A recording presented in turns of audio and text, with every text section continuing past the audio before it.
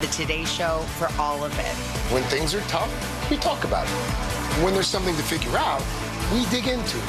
And when there's joy, we celebrate it. Because today is where it's all happening. We get the best start to every morning because we started together. Watch The Today Show with Savannah Guthrie and Craig Melvin, weekdays at 7 a.m. on NBC. Total Wireless is made to totally keep up with you. We have unlimited data that never slows you down, covered by the Verizon 5G network, and all for less than $30 a month when you get 4 lines. And the best part, we give you a free Samsung Galaxy A16 5G when you switch to the 5G Unlimited or 5G Plus Unlimited plan. Visit your local Total Wireless store today. Total Wireless, we're totally with you. Actual speeds may vary by location. For data management practices, see TotalWireless.com.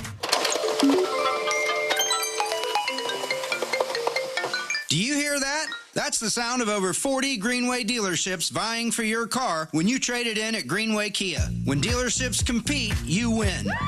We're offering as much as $10,000 over Kelley Blue Book for your trade. Curious what your trade's worth? Check it out now at greenwaykias.com. We want to see you in a Kia. From Greenway Kia, with 3 area locations to serve you. All factory rebates to dealer, negative equity refinanced. At Mayo Clinic in Florida, we are conquering the unconquerable. Our experts are leading the way with innovative regenerative medicines and biotherapeutics that can repair diseased, injured, or defective tissues and organs to help treat people with chronic medical conditions. We're making more possible at Mayo Clinic because every day we're doing what's never been done. Learn more at mayoclinic.org/possible. Mayo Clinic, you know where to go. Insurance companies often play tough, offering you the bare minimum for your injuries. But why settle for less? With me, Mo DeWitt, your Orlando injury attorney, you pay nothing unless we win. Don't let the insurance companies push you around. Injured on the go? Just call Mo. My breakfast needs 2 things, eggs and to be easy on my wallet. But these days, that's hard to find. Luckily, I know where to look. McDonald's. And now as part of the buy one, add one for $1 breakfast deal, I get the breakfast I want at the price I love. From the Egg McMuffin to a sausage, egg, and cheese McGriddles, or even the sausage McMuffin with egg. My wallet and my taste buds stay happy. But hurry, these sandwiches in this deal won't last. Back up your next breakfast at McDonald's. Ba-da-ba-ba-ba. Prices and participation may vary. Cannot be combined with any other offer or combo meal. Valid for item of equal or lesser value. A meal at McDonald's brings my family closer together. And now, that same meal helps bring other families closer together. When we order a family bundle deal that has 40 crispy chicken McNuggets and 2 large fries, McDonald's donates 50 cents to local Florida Ronald McDonald House Charities chapters, providing a home away from home so families can stay close to their child during medical care. We can also round up our order, and the extra will get donated. Food, family, and helping others. What could be better? Ba-da-ba-ba-ba. Cannot be combined with any other offer or combo meal. Sometimes I struggle to get to sleep. My body stopped for the day, but my mind is still running. So I take ZQuil. ZQuil, the world's #1 sleep aid brand, has a range of non-habit-forming products to fit you and your family's needs. Invest in a great night's sleep for the best you tomorrow. I'm awake and ready to take on anything. Better days start with ZQuil nights. Explore our products at ZQuil.com. Use as directed. Keep out of reach of children. Do you have AC needs? Turn to the experts at Carrier. Go to millsair.com. Real Radio is on Threads at Real Radio 1041. Sponsored by the law offices of Anajar and Levine Accident Attorneys. Have you been in an accident? Call the law offices of Anajar and Levine at 1-800-747-FREE. That's 1-800-747-3733. Broadcasting live from the JustCallMo.com studios. Injured on the go? Just call Mo. Visit JustCallMo.com or dial 1-800-CALL-MO. This is WTKS-FM HD1, Cocoa Beach, Orlando. An iHeartRadio station. Make us the #1 preset on your car radio and on the free new and improved iHeartRadio app. Listen for all your music, radio, and podcasts. Free never sounded so good. Real Radio has your chance to win $1,000. Just enter this nationwide keyword on our website. WIN. W-I-N. WIN. Enter it now on our website, realradio.fm. Good luck. Someone's going to get offended. It's just the way the world works. So to hopefully save everyone a little time and or energy, here's this. The opinions that you hear are those of the host and callers, and not those of iHeartMedia, its management, or advertisers. Junkie is on. The 3 best friends you never knew you had, running through the most viral stories of the day. The news junkie Sean Wasson with Sabrina and Sealand. It is Friday, April 18th, 2025. Lots to get to today, from who is the FSU shooter to more Monopoly rulings hit Google where it hurts, and the wild Haley Joe Osment police arrest video. Plus your calls, dispatches, emails, texts, and more. Hey there, Sabrina. Hello. Hello, Sealand. What's happening? And hello to you. You can join us on the show today. All you have to do is send us what we call a dispatch. Go to thenewsjunkie.com. Hit record on your first dispatch today. You can also watch the show on YouTube and twitch.tv/thenewsjunkie. Your message is rolling right in the studio in real time. And this never, ever happens, friends. What the hell happened? Yeah, what happened? I know you guys are surprised. It's a Friday, but I mean, this just doesn't occur commonly. We got a last-minute message right here. From who? Who sent a last-minute message? Last-minute message from still not an astronaut, Katy Perry. Let's see what she said. Have a great Friday, you mother... We did it, everybody! I knew it. I knew we could do it. Here we are. And we've arrived on a Friday. Congratulations to you as well for making it through a week. I know it seems like a simple thing to do, but come on. Yes, and congratulations to you for getting away from stealing those hamburgers. This is not even a Hamburglar shirt. How dare you? This is just...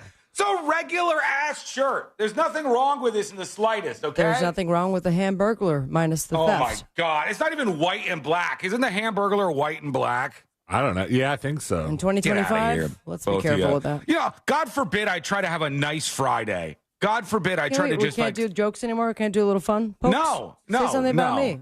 Sabrina, you ready to build a deck or something? With your sleeves off? I wouldn't say anything. You know what I would say? You look nice today. I like your shirt.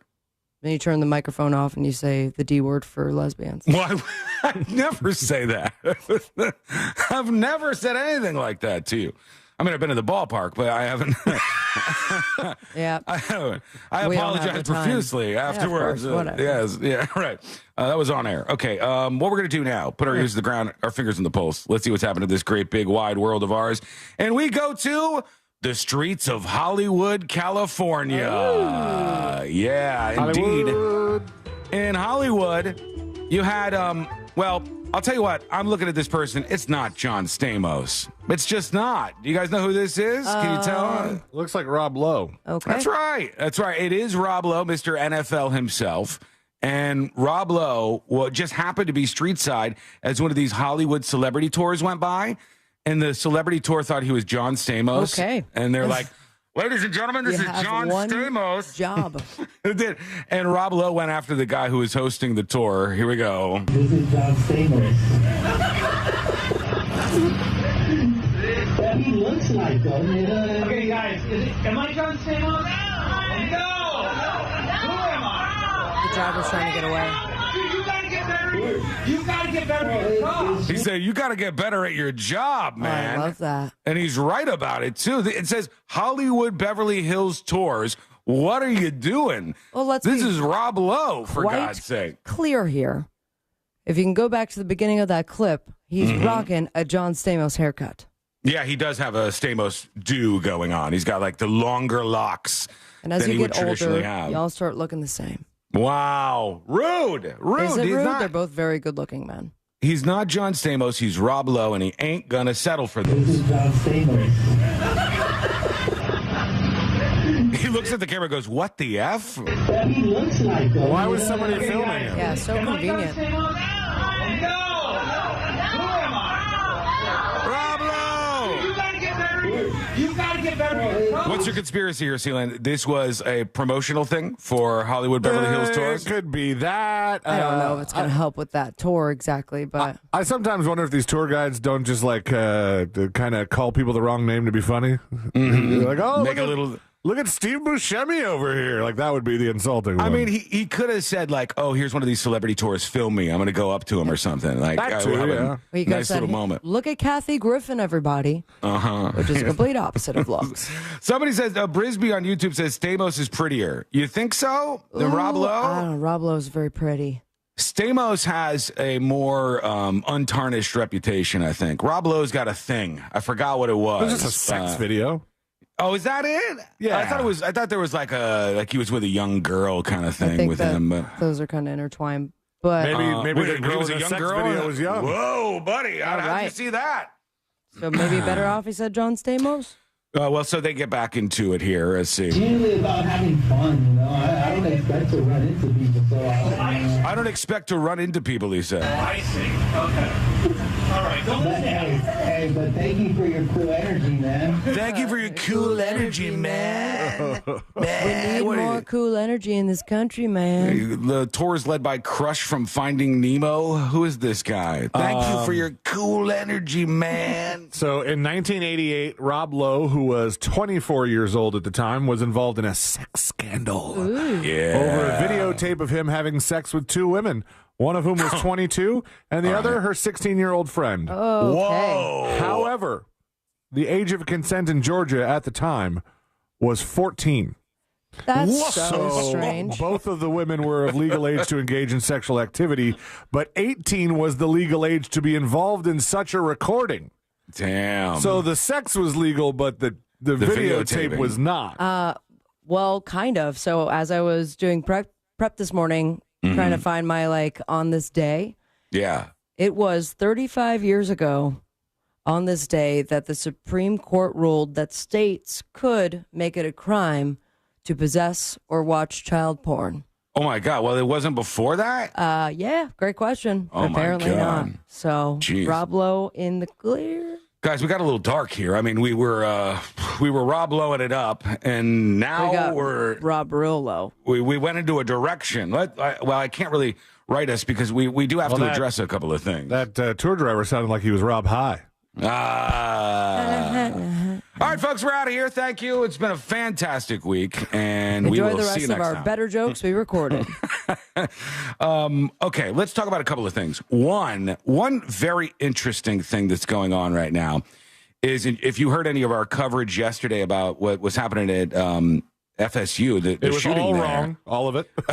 Well, It was very confusing. Yeah. we talked about the report from WFTV, which was a standout report, which is why I went to it. I'm like, they said that they confirmed this with law enforcement. They said, what did they claim? 5 people were dead? 5 dead, 4 injured. 5 dead, 4 injured. Also, 2 shooters, 1 dead, 1 in custody. Yeah, 2 shooters, 1 dead, 1 in custody. They posted this on their website. Here's the story that doesn't exist on their website anymore, but somebody got a screenshot of it. And it said 5 dead, 4 injured in active shooter incident at FSU. And they just kind of quietly took this down. Just leave it backspace. I love that you say quietly when everyone picked it up. And FTV was it FTV? I'm sorry? FTV, yeah. WFTV. Was just going to remove it. And they're like, no one's going to catch us. And do you not realize everyone else picked up that information? Yeah, and people took screenshots and people put this out on the record and reported. We talked about it. I figured, well, if they're saying they've confirmed this with law enforcement, this should be legit. There was one other outlet, and I don't know exactly who it was, but Deb might know because she was the one that was telling me about it when we were on a break. And I don't know if FTV had gotten it from them or vice versa, but there was one other outlet that said those exact facts, except maybe there were a couple more injured. That's a big mistake, though. Really, I wonder where they're getting that information from. Some kind of crossed wires happened there, and it's a big mistake. And there's a bunch of somebody being, dishonest, just wanting to mess with the media in a time where everybody's scrambling to get the story straight. Yeah, I mean, Arnott says nobody should report numbers until confirmed. Well, Arnott, those were alleged to have been confirmed by law enforcement. Yeah, it says. Maybe they were listening to the radio scanner. The scanner. Yeah, it could have been. Maybe they got some cross wires on the scanner or something. But like when we're looking at this stuff, you have to go, who do we trust? What is confirmed? What's confirmed with the highest source, which would be law enforcement in this case. And then you see, all right, they're putting this out there. And mistakes happen, but just kind of disappearing it is a weird look. And there's a bunch of people, like this guy's hitting up their parent owner, Cox Media.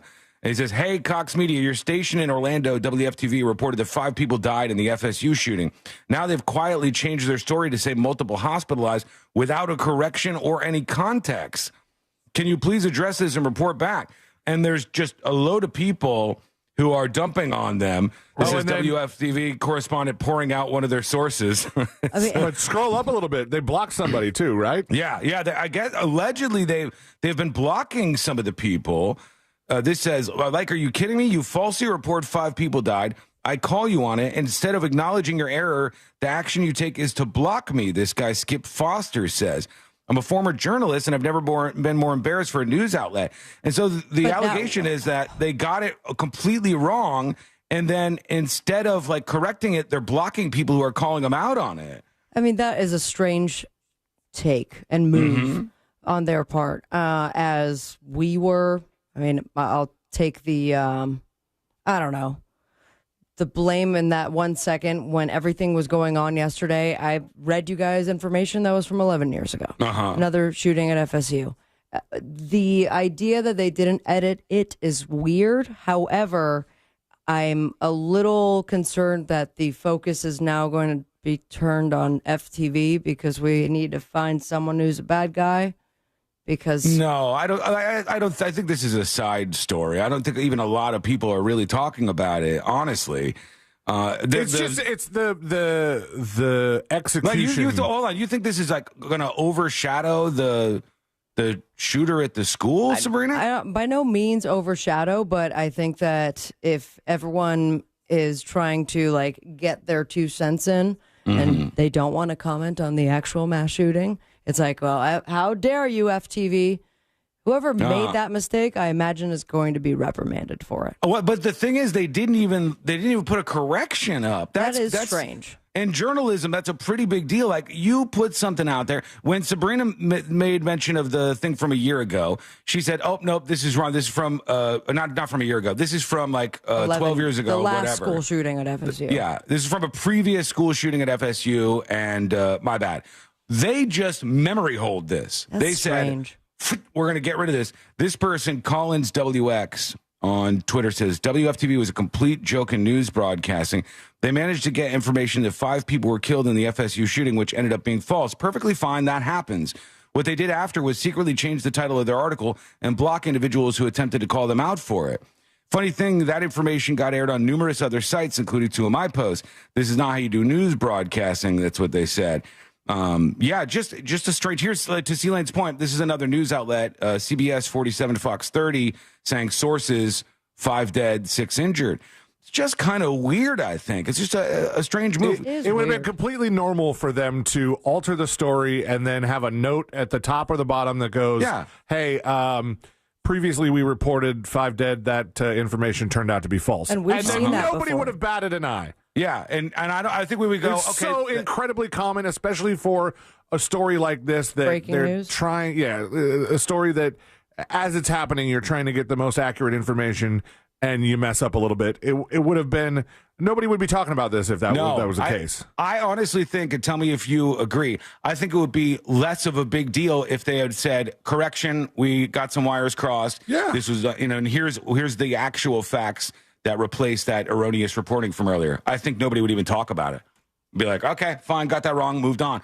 But it's 2025, and pretending like you can just disappear stuff like that's kind of, it doesn't work that way, I don't think. And I'm hoping that this is kind of the example that despite breaking news and wanting to get the information out there with the parentheses of you want to be the first, is you're double checking everything. Yeah, especially if you say we have law enforcement sources.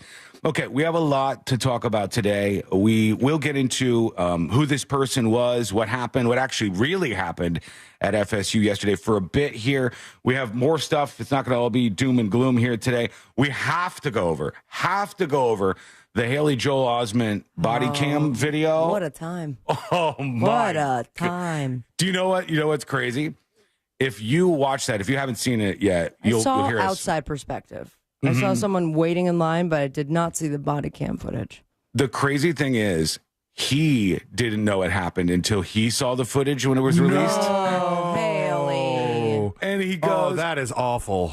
His quote to one of the news outlets was, "I'm so sorry. I was in a blackout, and were I have to known that I did this, I would have apologized sooner." And he didn't know that he sees the video come out and he goes, "Oh my God. Where are your friends, man?" It's rough, but we're going to watch that for sure here on the show today. Lots of things to go over as per usual, plus you and your dispatches, all that and so much more coming up next on the News Junkie. Real Radio is on X at Real Radio 1041, sponsored by the law offices of Anajar and Levine Accident Attorneys. Have you... School, Mike.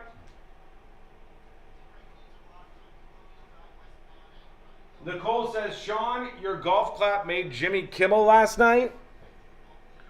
Did it? What did I golf clap? I don't even remember. If it did, let us know. We'll dig it up.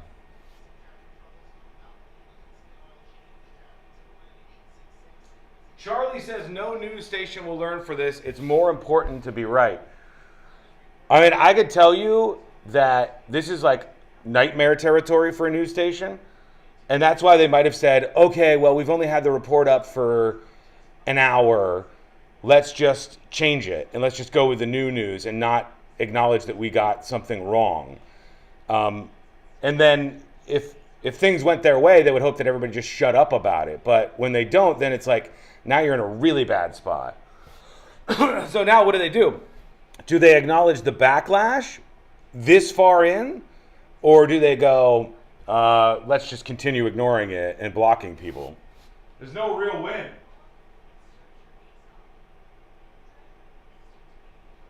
Nicole says the Canadians fighting on the golf course? Really? All right, we'll have to check that. Let me get Sealand to try to dig it up. Hang on.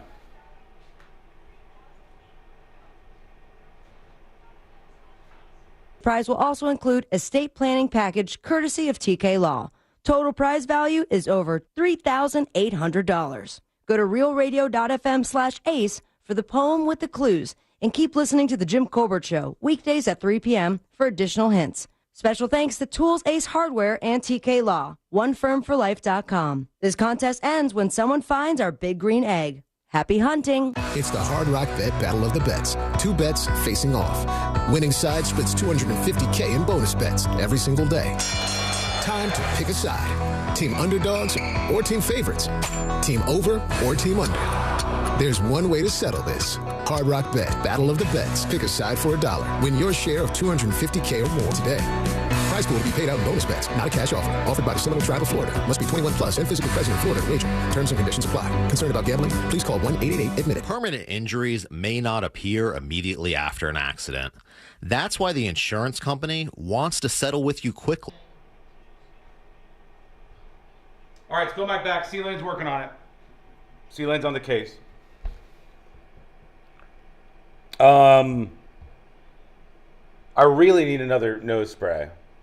I need a little more nose candy. But I'm hesitant. And Courtney is like, even as I'm doing my nose sprays, and I only did 2.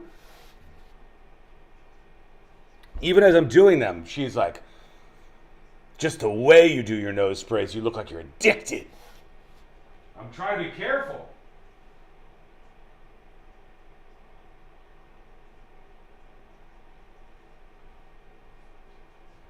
See, Len, it might have just been that Kimmel played the same video that we played and not the reaction. Me too.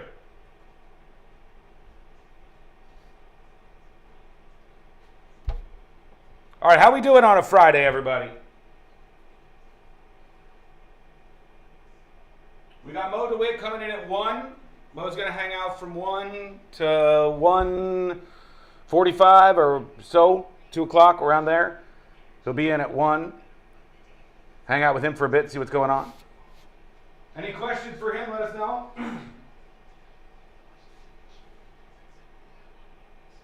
Ethan says you're getting addicted, Sean. I have to keep up a certain level with my allergies so that I don't clear my throat every 5 seconds. I got to do it. I got to do it. Sorry.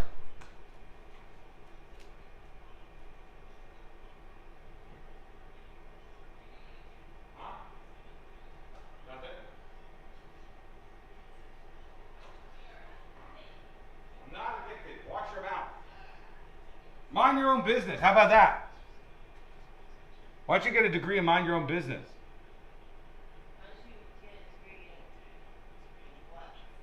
And what? Oh, terrible. Get out of here.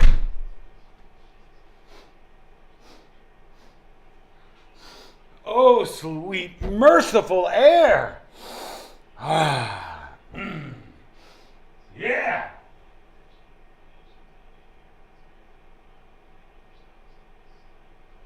Why is Sean so defensive today? How am I defensive?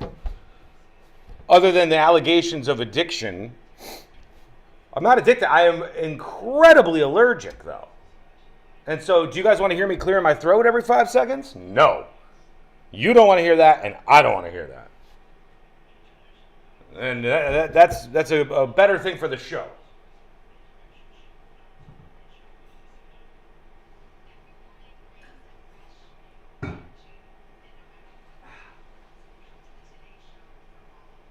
Ask News Junkie AI, TNJ AI, if you can get addicted to nose spray. You can. You can, but it's like addiction in as much as, hey, I need to do this to keep going. Not like, I gotta get my fix, man. Like, I don't do any nasal spray or allergy stuff on Saturday and Sunday. If I don't have to do the show, I'm not like gassing myself up. All right, folks, we're coming back right now. Here we go.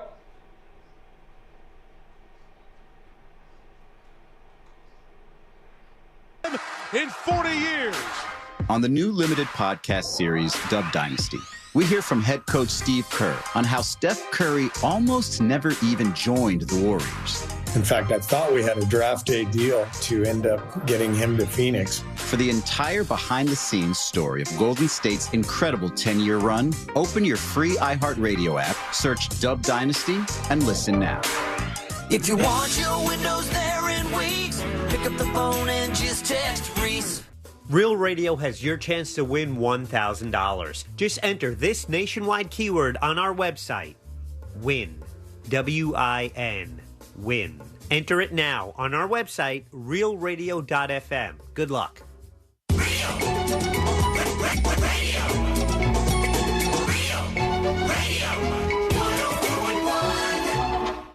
Documenting and contributing to the decline in American culture.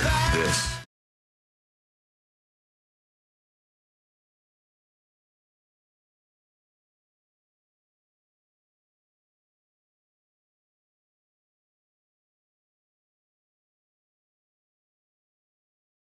As soon as I saw what was going down yesterday, I was like, oh, I know where this is all headed here.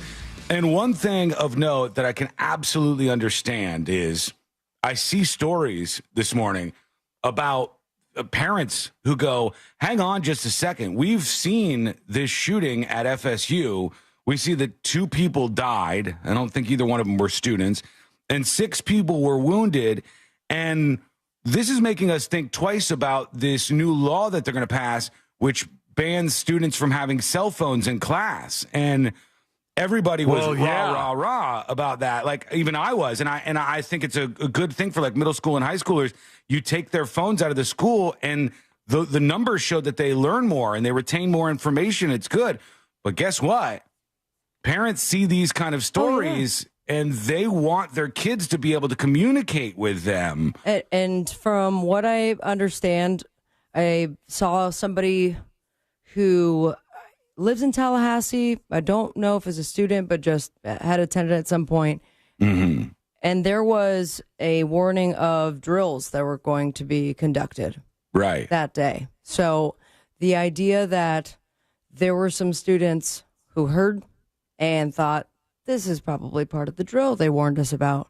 And if it wasn't for them sending out text messages, getting on top of it, I think it would have been a lot more of a horrific scene than it already was. Well, I mean, I could tell you there was a ton of parents yesterday who immediately when they hear, hey, there's a shooting at FSU, if they have a student there, 1 billion%, they would pay a significant amount of money to be able to hear immediately from their child. Like they would give whatever to get a text that says, here's my situation. I'm okay. This is what's happening.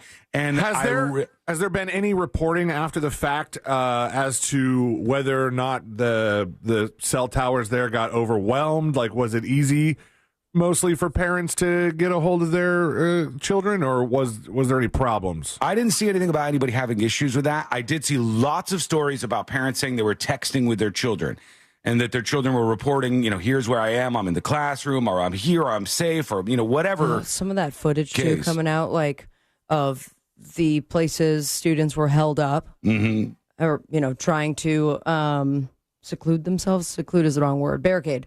Yeah. And it was like tables up against doors, then 2 tables in an elevator to make sure it doesn't close. Right. And just the quick thinking of it, but then again, this is where we're at still. Yeah. It's just wild. It's a reality, but it's making a lot of these parents question, should we really Were they trying to ban it in college? I think that this is mostly for middle school and high school, but those parents of middle school and high school kids are going, hey, the FSU kids got to reach out to their families. What if this happens to me and my kids? I don't like this idea anymore, which sucks because it is such a good idea and it does bring so much in terms of, more focus and better learning from the kids. But I'm not going to tell a parent, hey, shut up. Your kid doesn't need to have a cell phone in class. There's not going to be a school shooting when I don't know that. I just have to be real with you. If it was my child in a classroom and something like this happened, I would absolutely 1000% want them to have a way to contact me. I just had to be real. I don't know. So I figured people were going to start to second guess some of this stuff, but that's something that I've seen today. I mean, can't we go back to not you, Sean, sorry, but our rules where, we had cell phones, but don't get caught with it. How about that? Don't pull it out in class. We don't want to see that you have it. Ours were supposed to be off during class. And then, but, I don't even see how, without the school shooting aspect, getting rid of cell phones in school, just because the amount of extracurricular activities that a lot of students do, that they just need that, they need to be able to be in touch. Yeah, sure. I get it. I understand it. You can't make the argument as an older person that goes, well, we did it without cell phones. Oh, you had rotary phones. That's not the case anymore, Yeah, it's just different. But the Elder of Rock on YouTube says, Amy Caulfield was texting with her daughter there at FSU. Yeah, I saw that, and I saw her whole reaction. I can't imagine any parent ever would go, I don't want my child to have a phone in this moment. So, it's just a very natural reaction. And that was a crazy story from Amy, too, because her daughter cut class that day. Yesterday. Would have been at the student union. Her roommate was there. And also the girl's roommate had to barricade themselves in a room because the doors didn't lock. Yeah, I heard that from more than one person, honestly. I heard that happening. I got an eyewitness here in a moment who did the best job, I think, of kind of telling people what happened for this. So we'll get to that. But first, just a basic overview from the Associated Press. It was the 20-year-old son of a sheriff's deputy who was the person behind this. Used a sheriff's gun, too, I believe, to do some of the shooting there. A county-issued weapon or something? Was it county-issued? I thought it was her personal weapon. It was his mother's former service weapon is the weapon that was used. Stepmom. His stepmom. It's a very complicated story, actually. His real mother, he was born, and then his real mother tried to flee the country with him and left and went to Norway or something like that. And the courts intervened and made the mom bring him back. And when the mom brought him back to the United States, his stepmom kind of took over in his life. His stepmom is the woman that was this police officer, this sheriff's deputy for all these years. And they changed his name to distance him more from his mother and all sorts of stuff. His mother, his biological mother, claims that his father and the stepmother are real pieces of work, and that. So why did you leave your child with them? I don't know. Lots of questions for all involved, really. But she says that these people are messed up, and that she's like not even surprised, kind of, that something like this would happen. She posted a lot of stuff after this went down. Officers quickly arrived and shot and wounded the shooter after he refused to comply with commands, according to the Tallahassee police chief. Authorities have not yet revealed a motive, which began around lunchtime for this shooting, just outside the student union. But now we're learning more about the guy who is behind this. And we'll talk a little bit more about him in a bit. But first to the eyewitness. Let's see what actually happened from the perspective of a student. And this kid is like so calm and collected. It's kind of stunning to me. The kid is like, all right, here's what happened. Here's what went down. Yeah, well, I mean, we were over in the loading bay right here next to it and started seeing everybody run. The maintenance guys were telling everybody to get out of the building. So everybody started coming out the back. And, I mean, if they would have probably moved 20 feet further, they would have been on this side of the building, which is where he walked out. He came out. The shooter? Yeah, he came out this door right here, and then he saw the maintenance guy who was waving everybody, and I guess heard him probably. So there was a maintenance dude who was helping all the students out, going, all right, come on, go this way, because he had heard the shots ring out.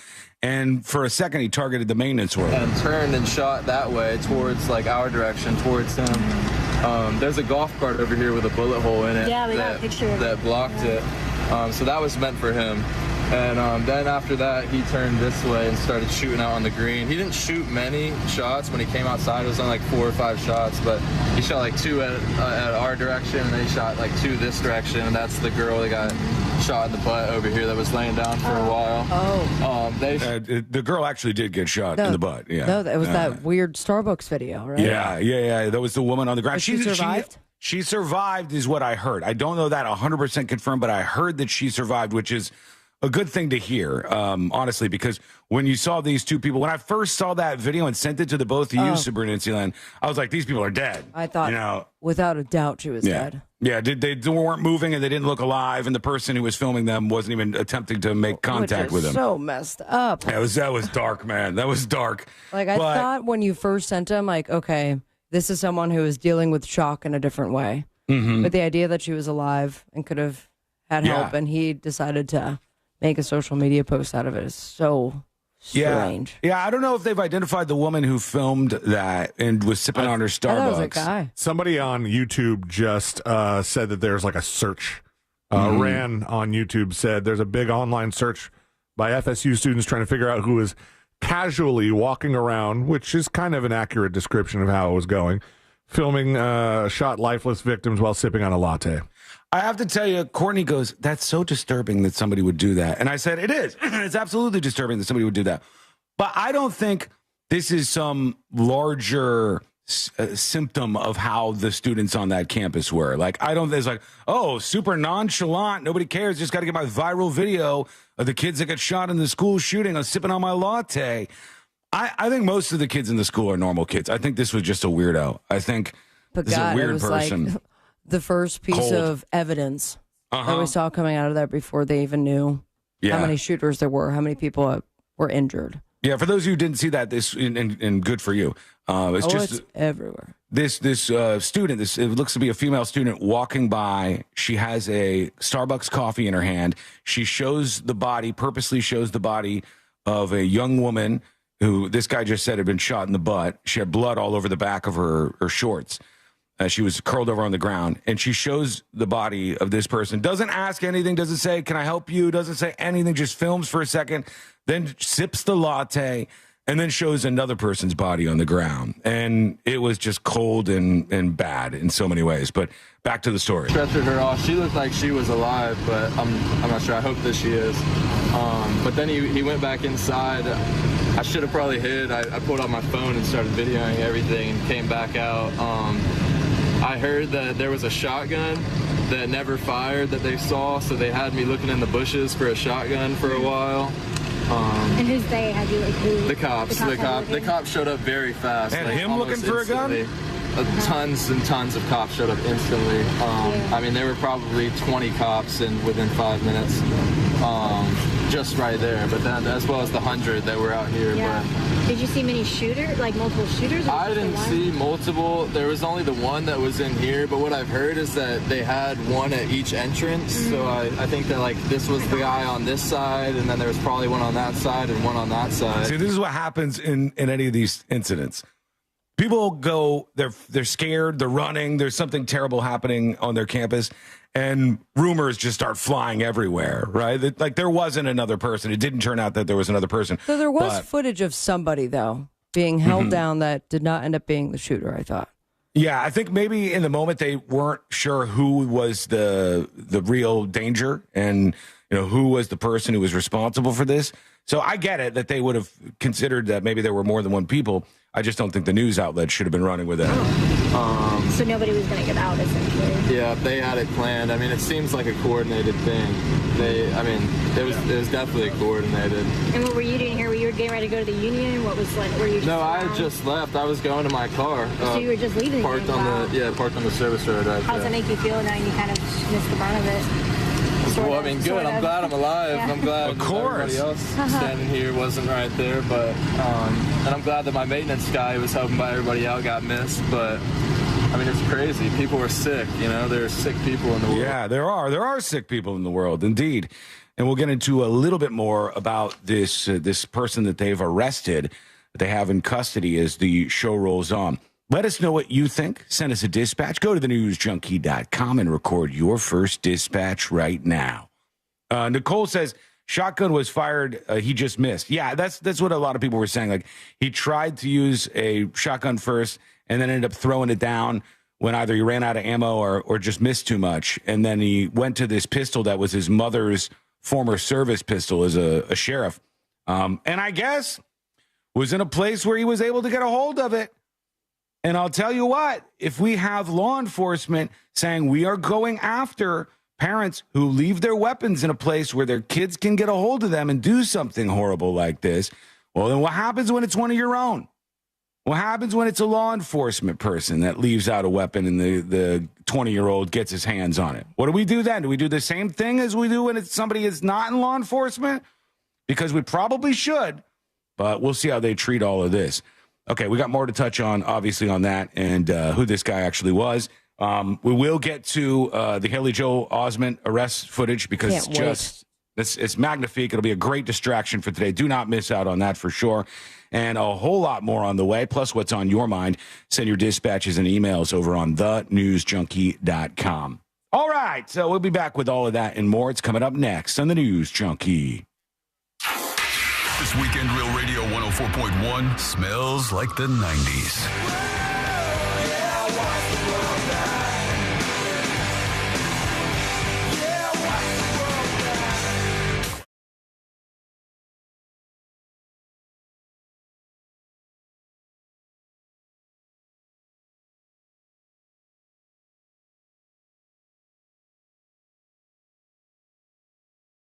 Be another sunshine-filled day with warm temperatures and low humidity. We'll plan for a high of around 86 degrees, and throughout the weekend, we'll stay dry and sunny, increasing clouds by our Easter Sunday, but it is going to be on the hot side with temperatures in the upper 80s. We'll likely reach the low 90s as we head into early and middle parts of next week, with a slim chance of showers by middle to late parts of next week. From the Fox 35 Storm Team, I'm meteorologist Jessica Dobson. This report is sponsored by Blindster.com. Need new blinds? At Blindster.com, we offer guaranteed low prices, guaranteed satisfaction, free samples, and free shipping. At Blindster, we take the fear out of ordering custom blinds, shades, and shutters so you can do it yourself and save big. Blindster.com.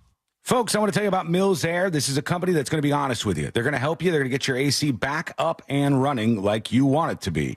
And they're going to be fair, and you deserve that much. Mills Air, that's the name of the company, and their techs can service any brand out there, so don't worry about that. And Mills Air is a Carrier Factory authorized dealer, and that means they can get you huge rebates if you're going to get a brand new Carrier unit. By the way, those can save you big on your power bill. You can always turn to the experts at Carrier, and you can always turn to family-owned and operated Mills Air. Here's their phone number, 407-277-1159. Or find them online at millsair.com. Hey Orlando, Joe Rossi here from Greenway Kia. By now, you've heard about the auto tariffs, but at Greenway Kia, we planned ahead. We've been stocking up on new Kias at all 3 locations. Drive home the new Kia you want tariff-free. Like new 2025 Kia Sorento SUVs for only $179 per month for 24 months with 0 security deposit. We want to see you in a Kia. Visit greenwaykias.com. Qualified applicants through KFA include $650 acquisition fee, 10,000 miles per year, $49.95 at inception, plus tax title license, $899 dealer, and $249.50 fee. Expires 5/5/25. Get an alarm clock. Kane Super Saturday starts this Saturday at 10 a.m. One day only. Everything is on sale. Over $40 million in furniture. The whole shebang. Doors open at 10 a.m. Kane's Super Saturday. Spring is here, the perfect season to give your aging roof the attention it deserves. Florida's highest-rated roofer is here to help. Save up to $2,000 this season. Get started at jannyroofing.com. Offer only applies on full roof replacement. Expires May 31st, 2025. Sometimes I struggle to get to sleep. My body stopped for the day, but my mind is still running. So I take ZQuil. ZQuil, the world's #1 sleep aid brand, has a range of non-habit-forming products to fit you and your family's needs. Invest in a great night's sleep for the best you tomorrow. I'm awake and ready to take on anything. Better days start with ZQuil nights. Explore our products at ZQuil.com. Uses directed. Keep out of reach of children. Fresh Florida blueberries. In a world of jumbo-sized snacks and artificial flavors, Florida blueberries stand proud, bursting with antioxidants and ready to tackle hunger, one delectable bite at a time.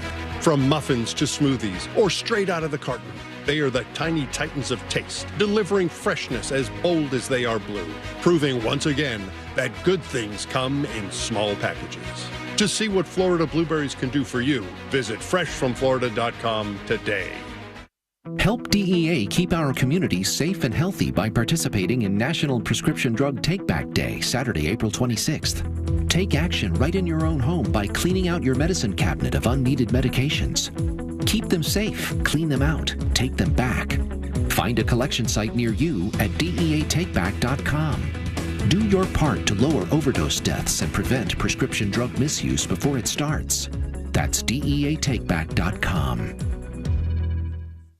Randy Rainbow, National Freakin' Treasure Tour.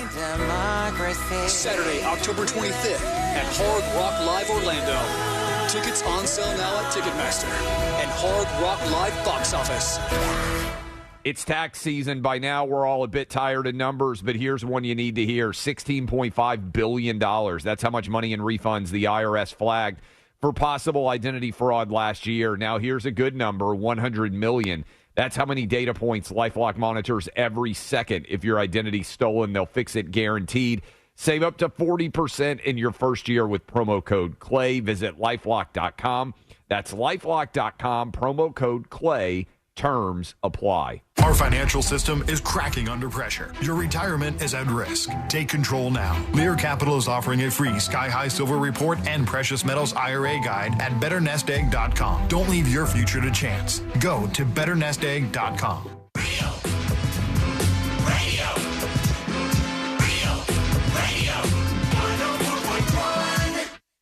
They're best friends, unless they're fighting. Are they fighting? It's the news.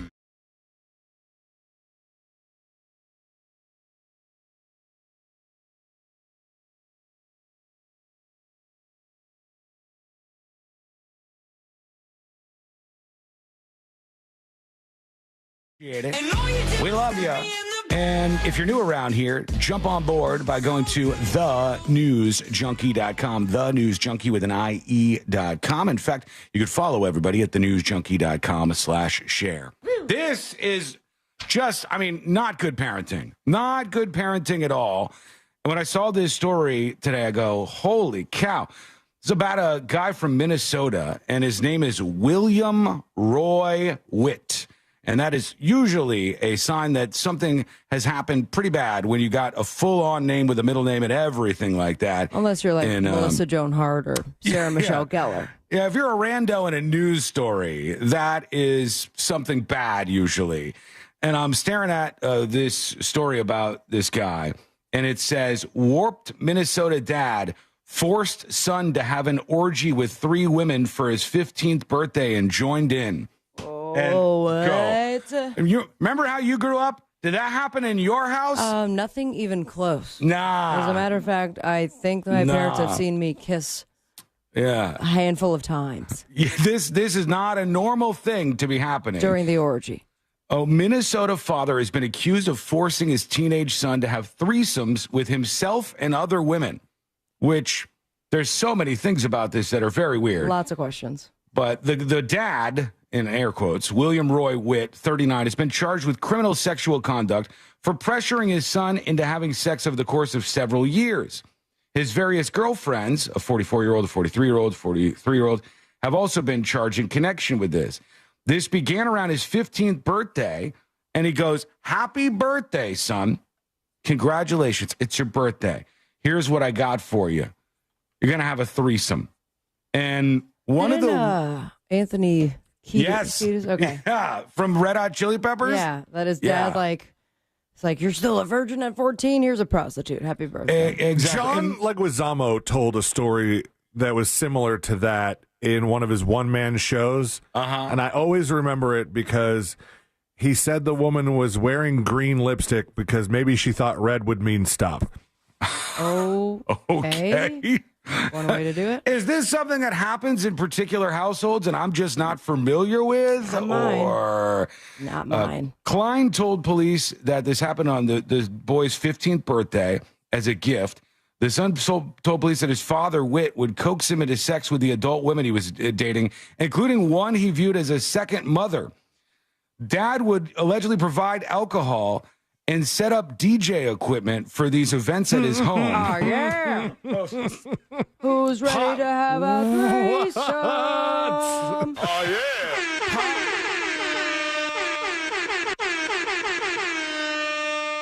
Pops is spinning the tunes as you, the teenage son, is in an orgy? What the hell is going on here? Damn right.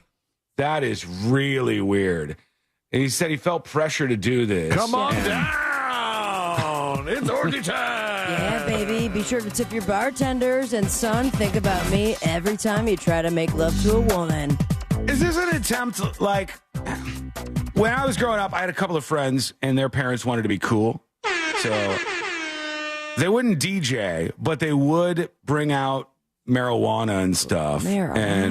And they'd smoke with the younger kids, like a teenager, and they'd be like, "Whoa, your mom smokes weed with you? Whoa." I wish my parents did that. Is this an extreme version of that? Where Pops is like, "I'm going to be the coolest dad ever. I got you a threesome. Here you go." I think that we're wading in waters with this particular story of this strange occurrence that happens, and not with every parent. I certainly hope so. not. But where this dad, and you see it with moms and pageants. Mm-hmm. This is like dad who didn't get the action that he thought he was going to, so he has to make sure the fruit of his loins is getting it. Yeah, so much so by DJing the orgy. Like, Sean, you said that you're like, I've never heard of this. Is this a cultural thing, or is this? I think there are some. I don't know if I would put it on cultures, but I think there are some guys who, in their upbringing, they think this is their way of teaching their son about sex. Is like he's got to have it. It's very strange to do. It's very strange to participate. I'm a fan of. I am a fan of hands-on teaching. Not in this case. I agree. Not here. I think that this is really weird stuff. But I mean, this is even multiple steps further than just going, "Well, son, you're still a virgin. You need to learn this. I'm going to get you a prostitute." And then leave the room, Yeah, maybe. Not be in there. If you just sun a little to the left here, she's really gonna sing like a canary. That's what it sounds like. He was right there participating. And in who all were this. these women? That was my follow-up question. That's not were how it they should aware be. of the situation? They were. They were arrested too. Yeah, the women who were involved in this were also arrested. And there you go. So often we have these stories where it's like, the student had a threesome with two hot teachers, and you're like, oh wow, this kid must be the coolest kid in school. But if the kid was like, I had a threesome, with my dad. It would be bad. That's weird. It's not a good look. It's immediately weird. Absolutely weird. But there we go. If you if you had this happen when you grew up, send us a dispatch over at thenewsjunkie.com. Maybe an anonymous email. Anonymous. Yeah, that might be better. I don't know if that's going to happen. I don't know if we'll get those, but we shall see. Let us know. Send us a dispatch over on the website, and we got a couple of you chiming in. Go ahead. His sex life is going to be so odd after this. It's got to be weird, right? Like I can imagine other people being like, "Oh, you poor thing, your dad set you up with 2 women at one time," and then he jumped in on it. How about that? It's if you have that relationship with your parents, I don't see how it doesn't break you a little bit. I don't see how that doesn't like the degeneracy of it all doesn't impact you in a negative way. And obviously the kid came forward and he said he's cut his father out of his life. So he's clearly made a decision on what he wants to happen. Subline was, but does anyone know how to actually get laid on their own? Yeah, having trouble since the dad led DJ parties, but here we go, man. All right, we got you joining us on the show, which we always enjoy. That's the beautiful thing about this show. You can be part of what we have going on here. And in fact, we'll work in some of those here in just a bit. But to do so, go on your phone, your laptop, whatever you want to do. Anything you use is fine. As long as it's got a microphone or a camera, record a video or audio dispatch, and we'll hear from you as we roll on the show today. Just like this. Here's Square Slinger with a video dispatch. What's up, News Junkies? Hey. This is Sky, her first video dispatch, Hi, my Sky. second video dispatch. But Who's a good girl? Anyway, as the dad of a high school daughter, I agree with them having their phones in school. I know a lot of people don't, and I understand those reasons why. But this shooter stuff is the reason why. Years ago, my daughter came home from school, middle school at the time, and said, Dad, we do these shooter drills, but if the shooter is in class with us, they're going to know exactly where everybody's going to go, and they'll just wait till they get there. And I'm like, well, yeah, genius. I mean, she's right. So, that we don't take that stuff into account. And if these people can't protect our kids, then what's the point? At least we know where they're at and that they're safe. Yeah. And I appreciate that. I don't disagree with anything you said. I think that absolutely makes sense. I liked the text from Dumpin' Dumpsters on the texting service that said they should just treat the phones like genitals. We know everybody has them. Just don't whip them out. Honestly, I think that is maybe the best option where you go, kids, we are going to have a policy that you can't have phones. That means we don't want to hear them. We don't want to see them. Don't have them out in class. In fact, you can get in trouble if you have them out. But if your phone's on silent and you got it somewhere hidden, we're not going to know what's going on. And then sort of like an in-between here, wink, wink, nudge, nudge. Will that work? I have absolutely no idea, but we'll see. It's a great case that's being made here for it. All right, I have a big question about the FSU stuff. I don't know if any of us are going to be able to answer it. I know I don't know the answer to this, obviously.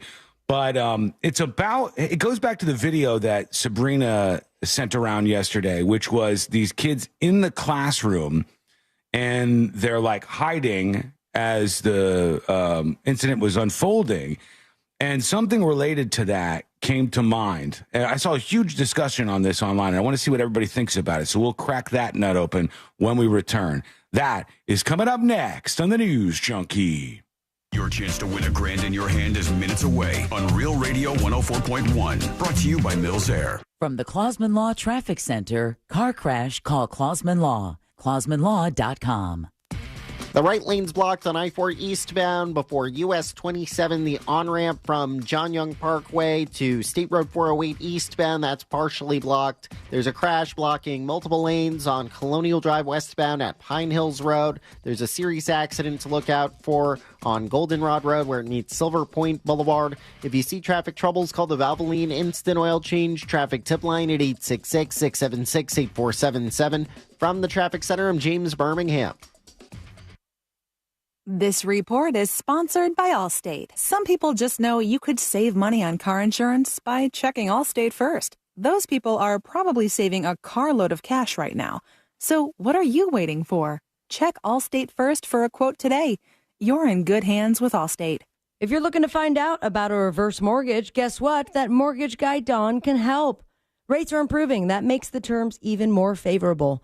If you want to find out how it works, reach out to that mortgage guy, Don. He's going to get you some numbers and explain the details. And then you decide if it makes sense for you to proceed. A reverse mortgage can be a lifesaver, especially for people over 62 on a fixed income. So get the process started today. Get a quote with no hard credit inquiry.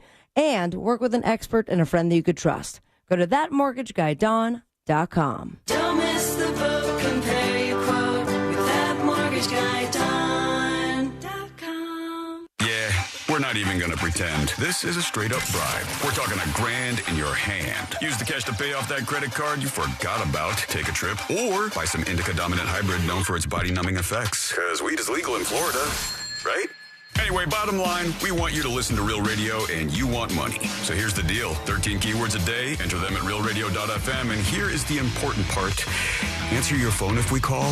We're shameless. You're broke. Let's do this. This national contest brought to you locally by Mills Air. Mills Air, been in business since 1992. That's over 30 years. Carrier factory authorized dealer. Rebates up to $1,275 for brand new Carrier units. Turn to the experts. Carrier. And you can always turn to the experts at millsair.com.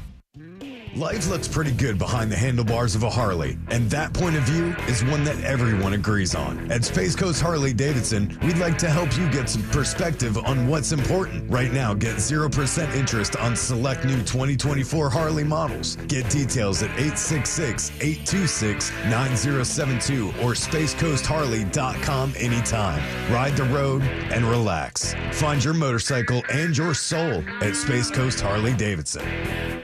Mike Rowe here with a quick question. Have you noticed a musty smell in your home?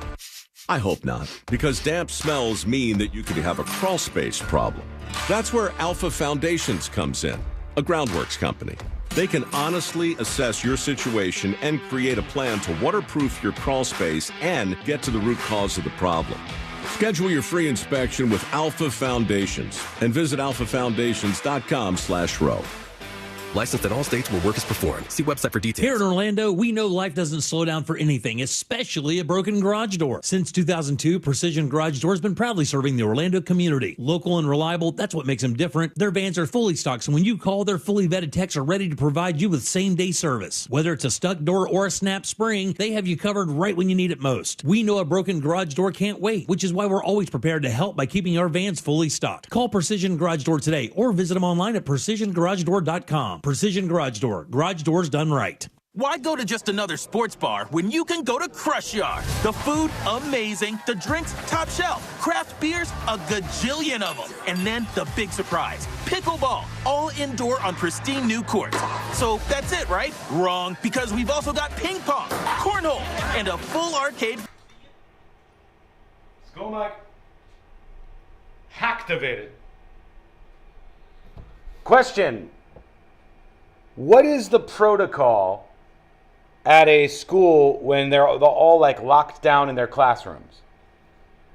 The reason I say this is because one of the videos that I'm going to get to next, there's somebody banging on the classroom door, and they're like, "It's the police! It's the police!"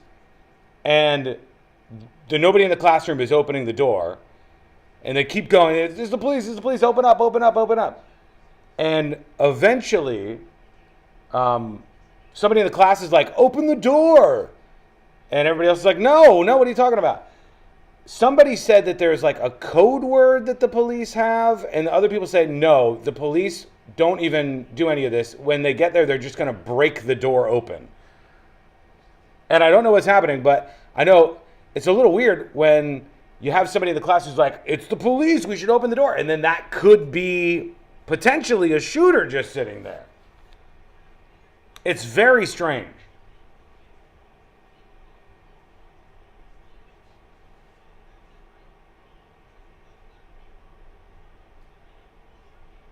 Sun State John says, what if somebody's at the door saying, "Help me," and it's the shooter? Yeah, that's the point. That's the point. I think that, like somebody earlier said, the kids go through this training. So the same kids that do this are the same kids that have gone through the training. And so they might use that to their advantage, as messed up as that sounds. And then it kind of comes down to, like, are you going to believe that people are who they say they are, and what the actual strategy and what the recommendations are? But they thought in this case that it was the shooter at the door. And one kid's like, open up the door. They said they're the cops. All right, we're coming back right now.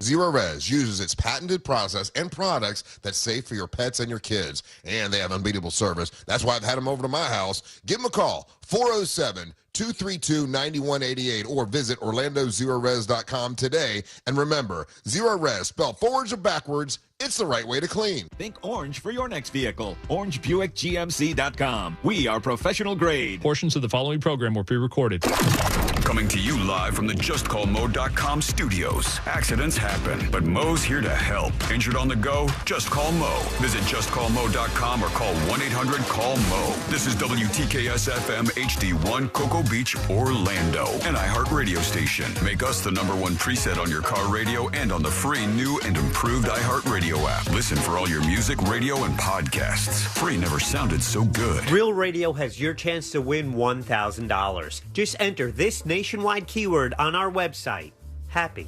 HAPPY, HAPPY. Enter it now on our website, realradio.fm. Good luck.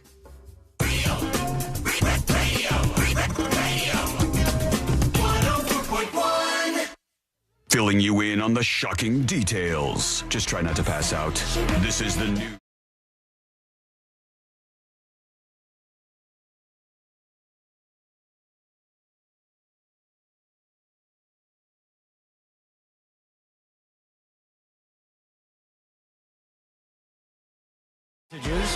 On the newsjunkie.com or send an email. If you want to be anonymous, put that up on top. Tips, TIPS, at thenewsjunkie.com. Might need some help here with law enforcement or anybody else who would be in the know, because I had a question about this whole FSU situation. And it comes to light with a video that Sabrina had found yesterday as the whole thing was unfolding. And we knew that these kids were hiding in their classrooms at FSU. And there's a video of some kid. He's on the ground, and you see like his knees in front of him. And you can see the teacher in front of the classroom, and everybody's kind of ducked down and hiding. And there's somebody banging on the door. All right, I'm going to turn this up. I'm going to boost the audio a little bit so we can hear it a bit more, because it's from the door. You can hear somebody saying, hey, it's the police. Hey, it's the police, banging on the door of this classroom at FSU. All right?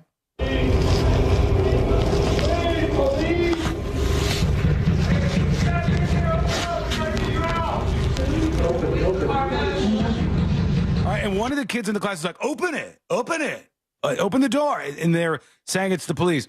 A lot of people reacting to this said this was potentially the shooter at the school. All right. Now, I do not know if that's the case. In fact, I have no reason to believe that's the case. But it's absolutely a fact that these kids go through this kind of training, right? So they all learn the things that you're supposed to do in these circumstances. So therefore, if somebody was going to do something horrible like this, they might use the things that they were taught in that training to their advantage, right? Like, even like we were not trained for this. This was not our time. But I specifically remember hearing this. Like, yeah, do not open. And I don't know what the protocol is after that. Me either. And that's what my question was, Sabrina, because somebody said, oh, the police have a secret code word. And I don't know if that's true. And assuming that everyone else knows the code word? Yeah. Or like, yeah. If everybody knows the code word, so does the shooter. Right. It's useless at that point. So I don't believe that's true. And then somebody else said the police either get keys and they just open the door and walk into the classroom and then they escort everybody out, or the police break the door and enter the classroom. They don't sit there and bang on the door and say, hey, it's the police. Hey, it's the police. And yet one kid in this classroom is heard saying, open the door. They're saying it's the police right there. It's his first school shooting, Sean. Maybe, it might be. And I thought, like, what would I do? If I was sitting somewhere, like, say there was some horrible thing happening, I'm in some public space and there's a shooter or whatever, and then when I'm hunkering down, somebody's like, hey, it's the police! Oh, there is a safe word. Is there? It's Oh, if you know it, then it's useless. It's an odd choice for the safe word. This one they used was seminal. There's no way. There's no way. But wouldn't the students and the teacher and everybody, and then even the shooter, know that there's a safe word? The assumption here, so they announced the safe word on that FSU Alert Twitter page, and subsequently this FSU Alert website that they maintain for situations like this, for hurricanes, for other things where they need to put out emergency information. So we saw the one yesterday that we pointed out the way it was an awkward space for the character limit to cut off because it said persons in need of immediate emergency for assistance. And they did that one again. And so later on, they said, continue to shelter in place. Law enforcement is actively clearing rooms on the main campus. Law enforcement officers will use the safe word seminal to confirm it's safe to leave the room. Okay, is that because safe at to that open point the door. They thought the shooter was in custody, so it didn't matter if they got the code word out there? I think maybe they it said continue to shelter in place. So yeah, maybe... this is why this doesn't make any sense to me. Like if the shooter's in custody and there's no more danger, then just tell everybody they can come out from their hiding spots. But saying like, no, there is going to be a cop and they are going to have a password, and that here's the password publicly on our Twitter is weird. And I ask you, if you're this kid recording this in this classroom, would you open the door? They're saying police.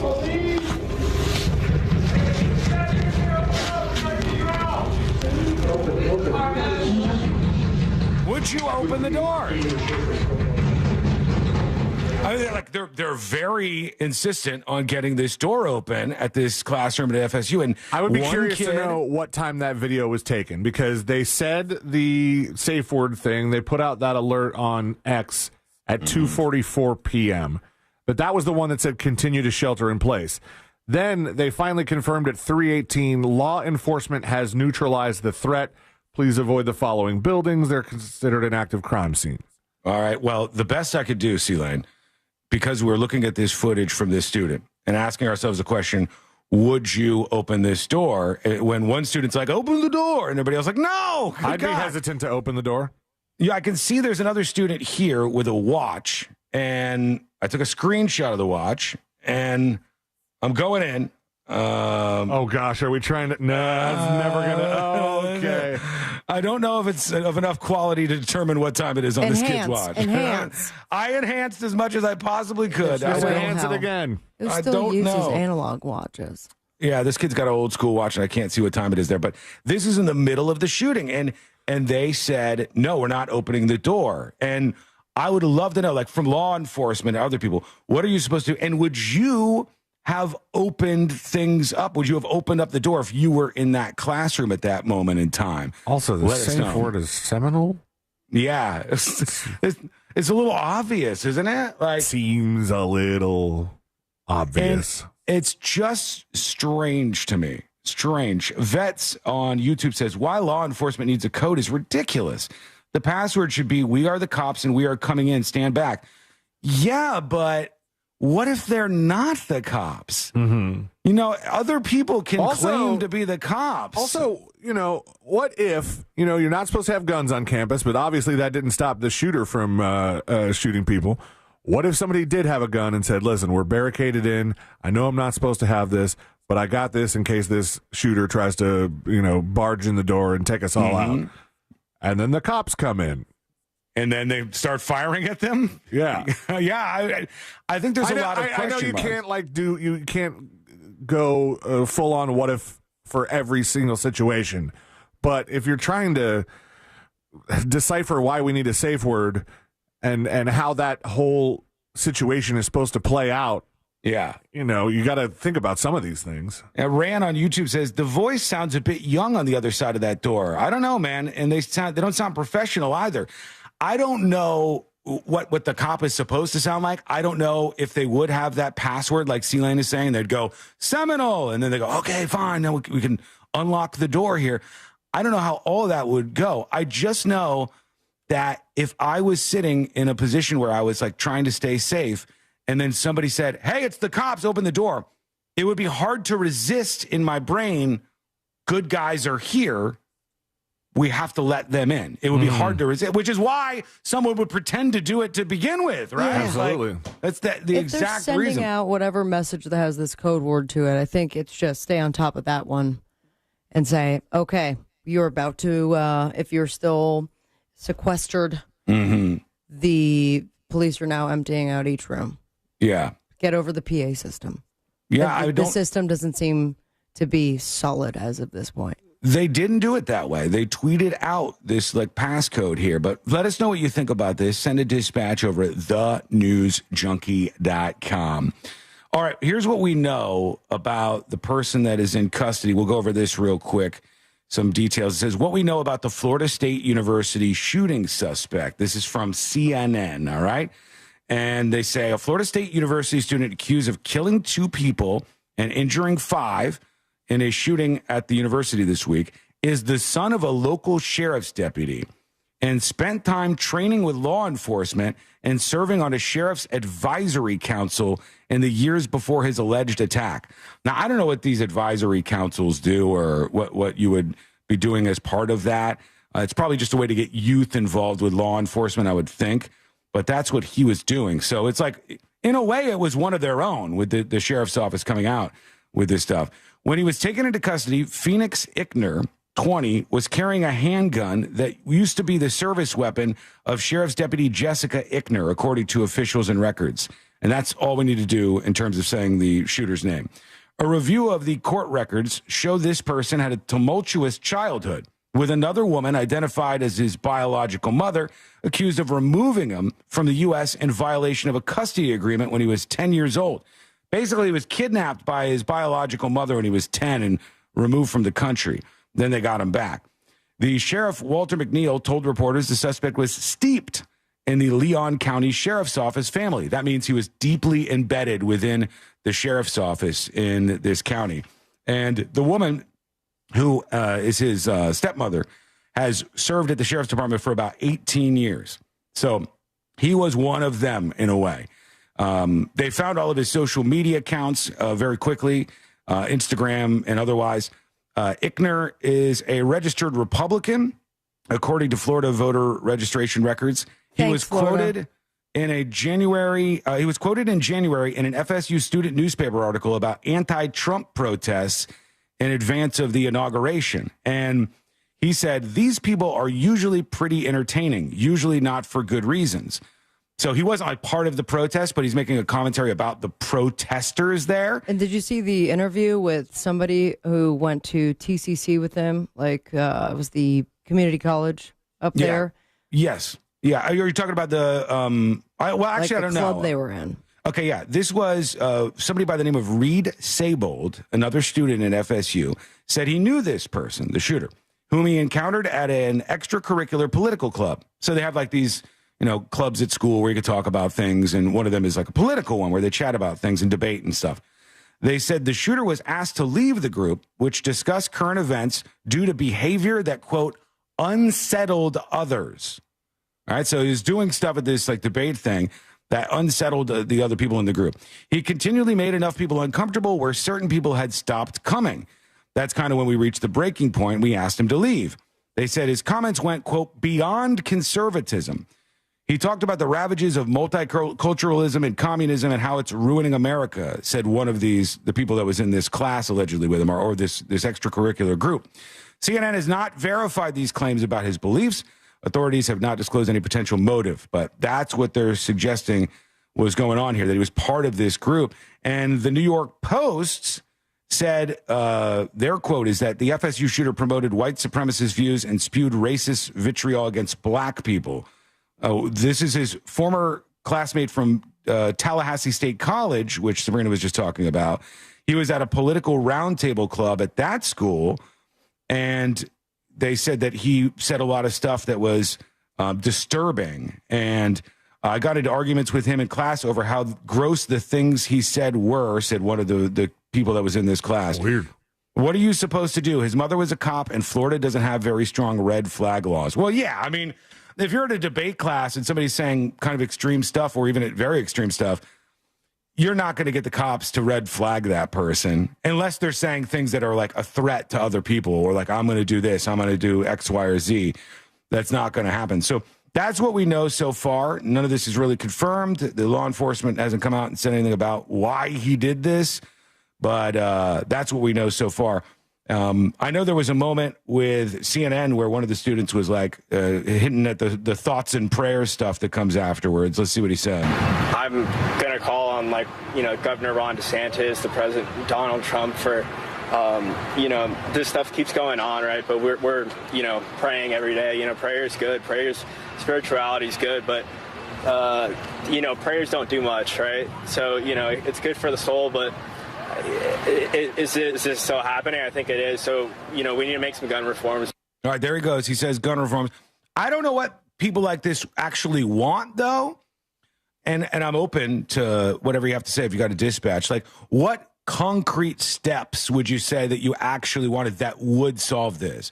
Because FSU, like a lot of other campuses, is a gun-free place, right? You're not supposed to have any guns there.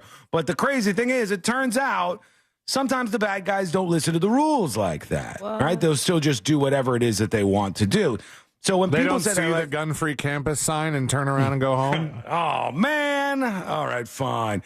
When people say stuff like this, I think it's fair. It's fair for him to say, all right, enough with the thoughts and prayers. Prayers are good, but we want some changes from the president and the governor. What changes? What would have solved this? What would have stopped this? You can't make people not hate others. You can't take that murderous action out of their brain. But what can you do? If there's something that they would actually want, I'm interested to hear that. Let me know what you think that would actually be that would do something about this, as opposed to the bumper sticker stuff. We'll hear from you. Your dispatches. Go to thenewsjunkie.com right now. By the way, in fact, on the WFTV website right now, there is an editor's note at the bottom of their most current FSU story. Really? And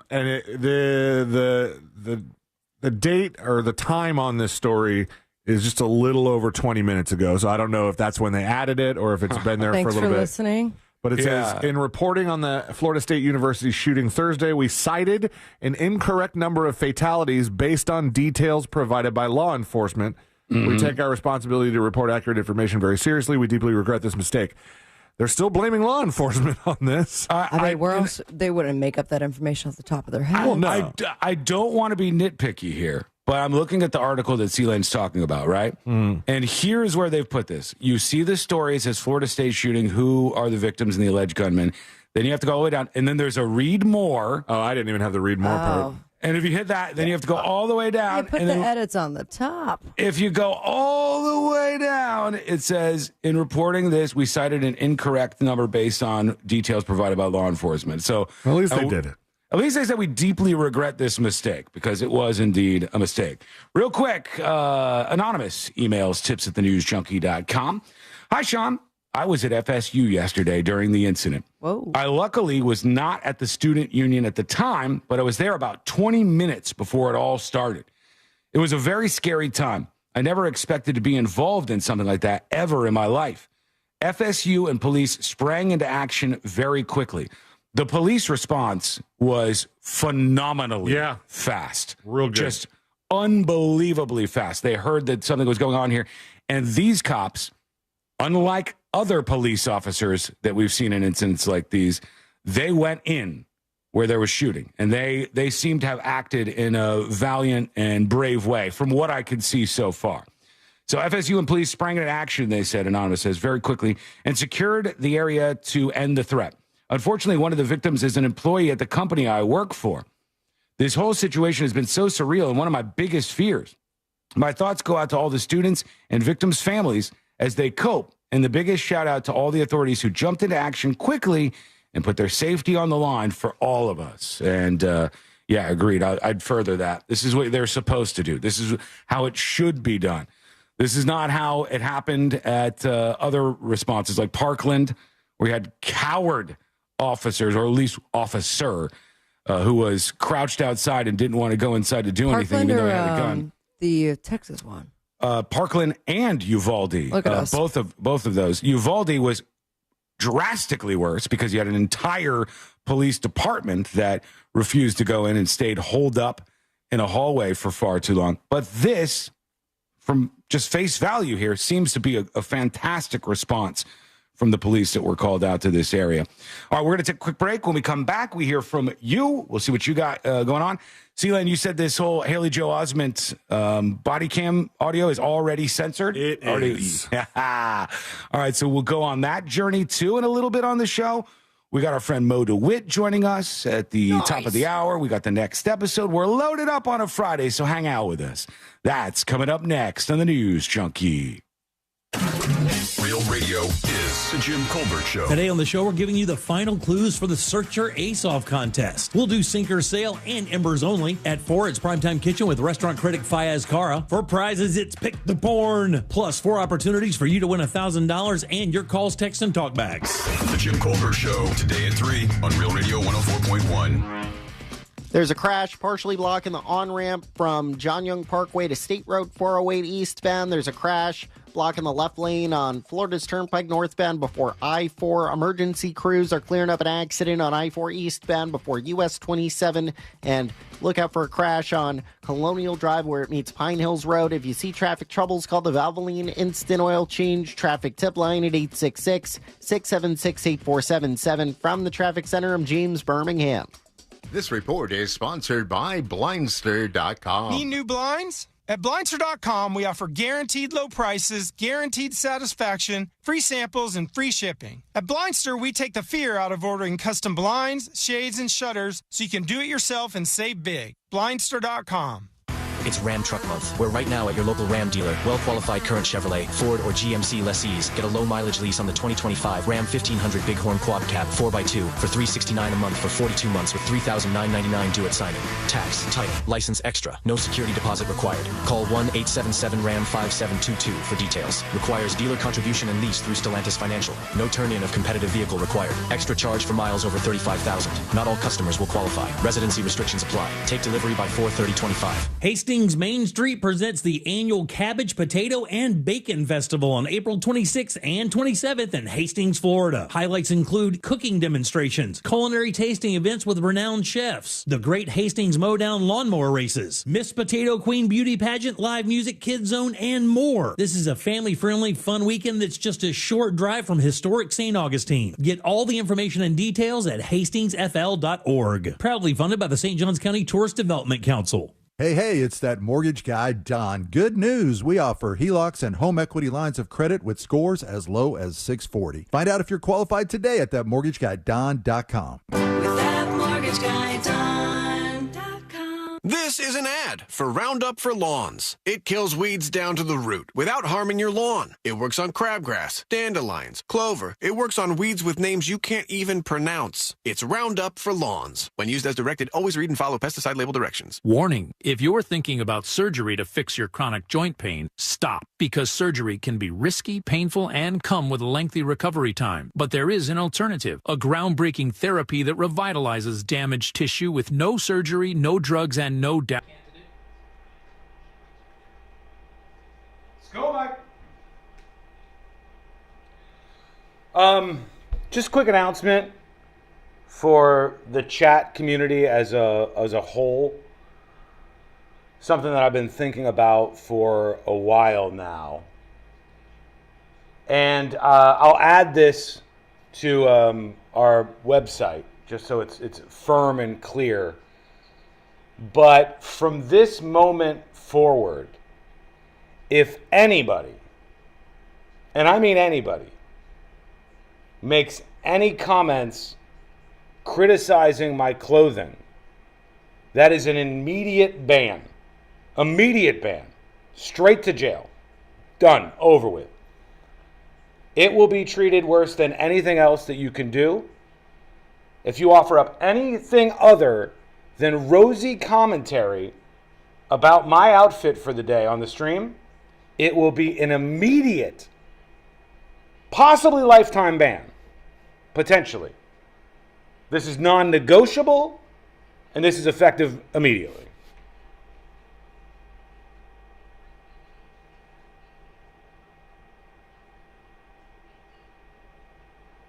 saying I'm sensitive and a tyrant is not going to change anything.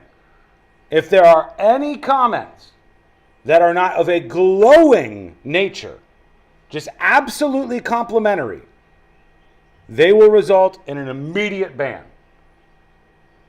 Just keep that in mind, please. Coming back.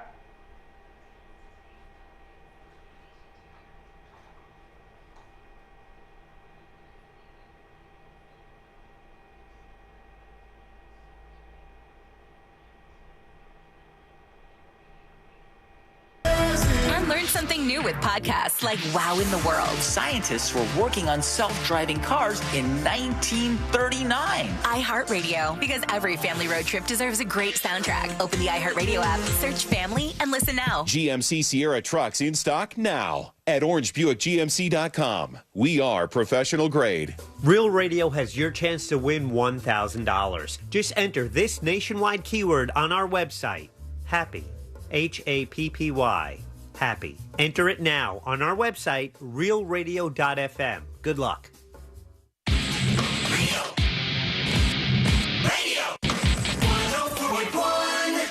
Like a car crash, you can't stop listening to. This is the News Junkie.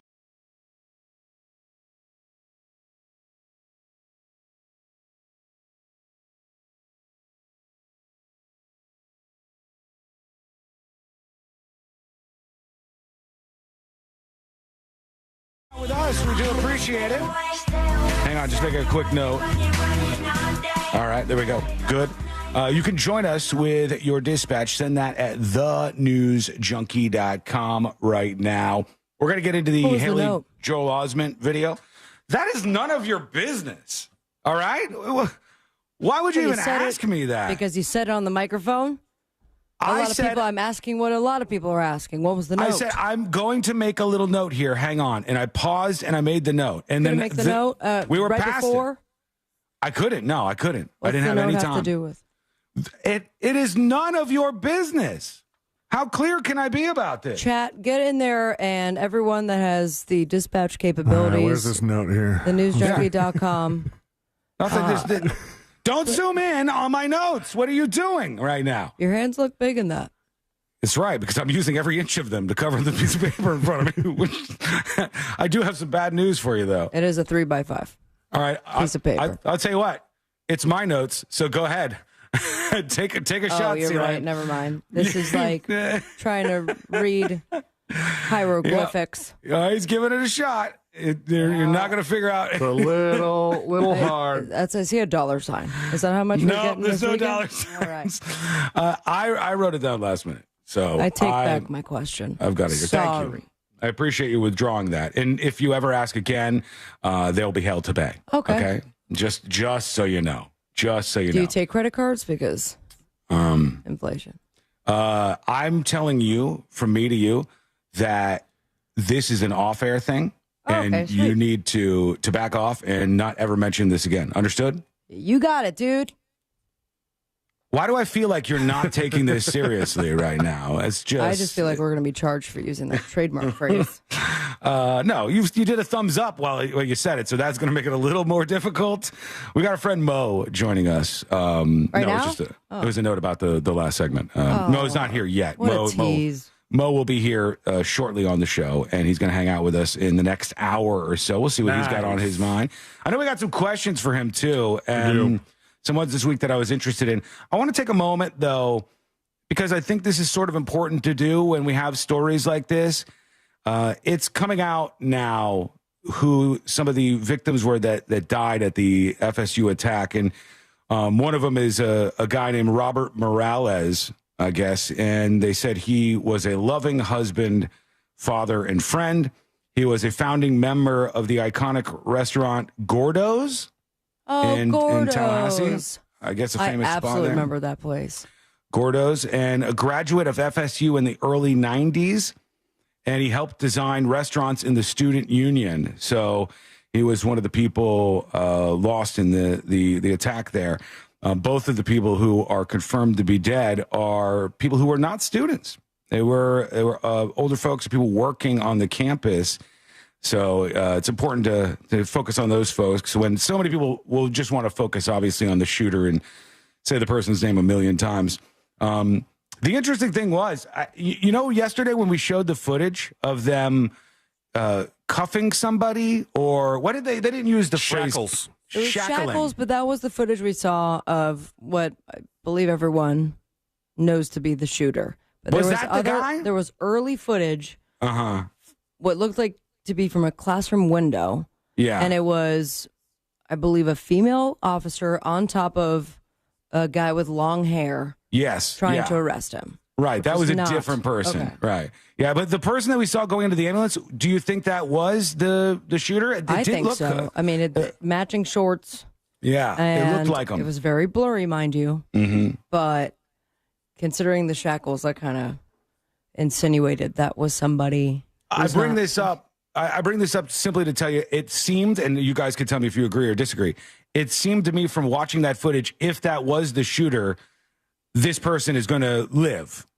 They didn't look like they were that bad off in the footage that we were watching. You agree? Right. I mean, I it would seemed agree. like the person seemed like they were okay, which means that this person will face a trial for this, and then all this will be like a, more of a public court case at some point in time. So we'll have to take a look at that and see what happens.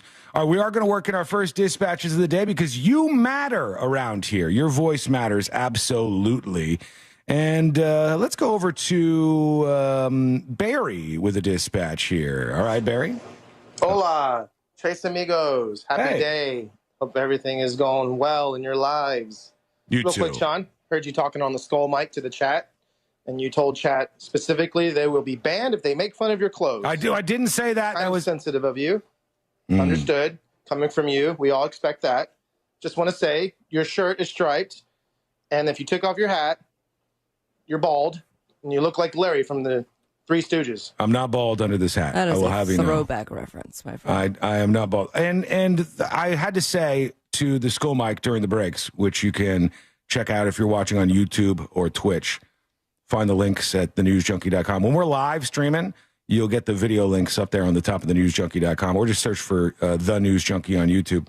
But this will be our first ban, I think. I mean, I said, I don't want commentary on my outfits. I don't want that. Sabrina can do it because she's on the show. But I don't think that the chat people should be able to do this. Yeah, shut up. And this right here is what I'm talking about.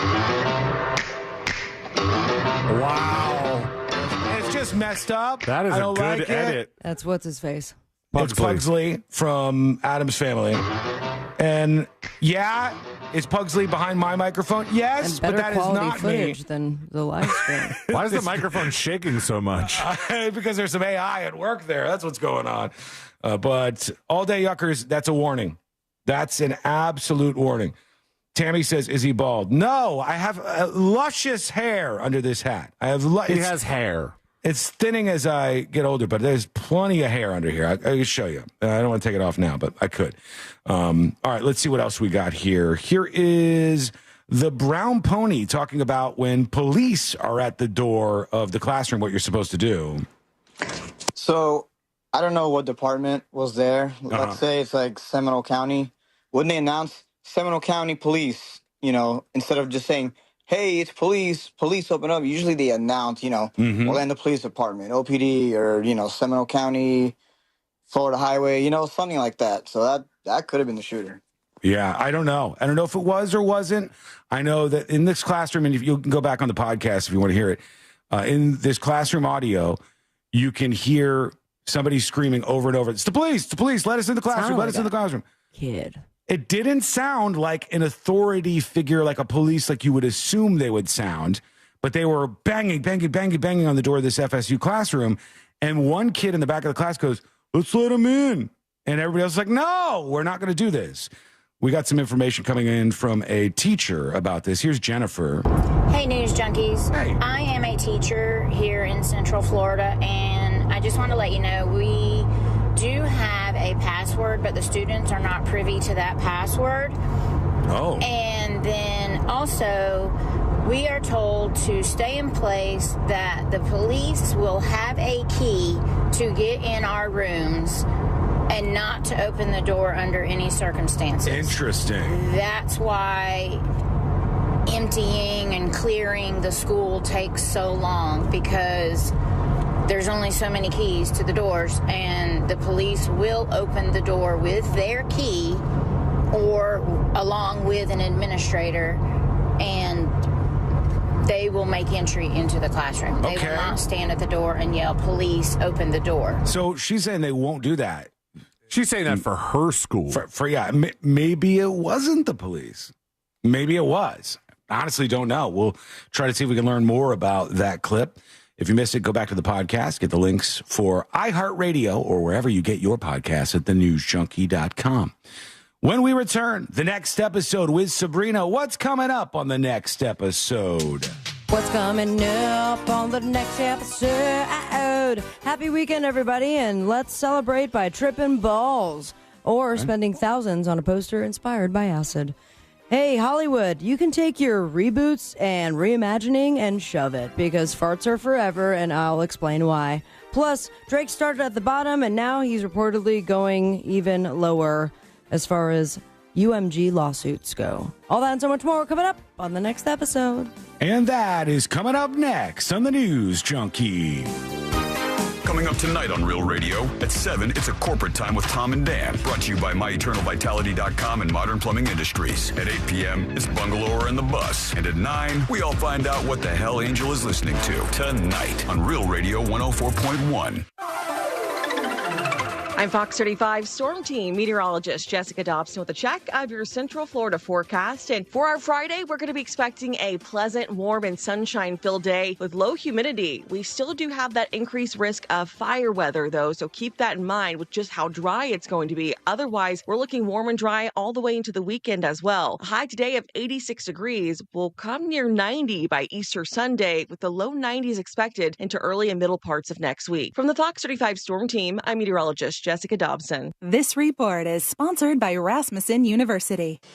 At Rasmussen University, we offer a full suite of nursing programs from pre-licensure to doctoral, online and on campus. Program.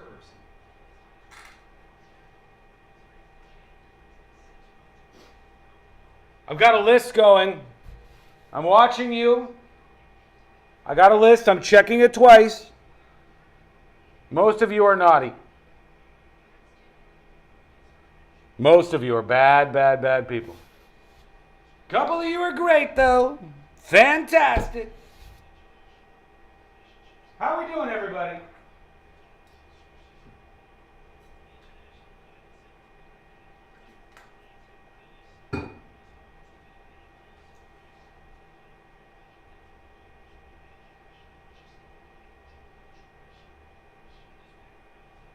The horrors persist, but so do I, Sean.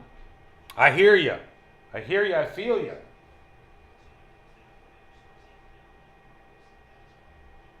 Bootsy Moonshine says, a stolen hamburger sounds delicious.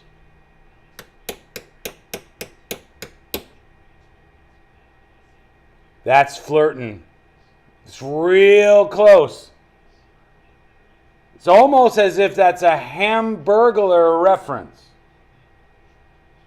And I take most issue with the Hamburglar references because this is not a shirt that looks like the Hamburglar. It is different stripes entirely. Differently. In every way. Get a grip, people. Get a grip. Do better.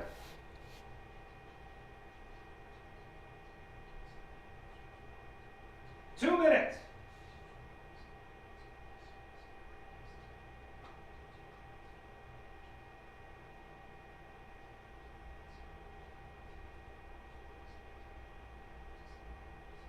Better watch it. I want everybody to be on guard. At any moment, an absolute nuke could hit the chat. And I don't care if it's down to just one person. As long as that one person is repeatedly posting, damn, this attractive, intelligent host is really carrying on this topic in a way that's enjoyable and entertaining. And I'll be like, Flatter me more. Please. Daniel says everyone chant backflip. Daniel, you guys could type backflip 500 times. It ain't going to make me do it in here. You think I could do that?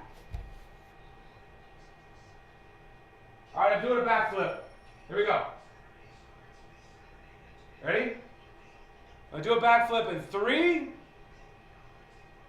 2, oh, I got to go.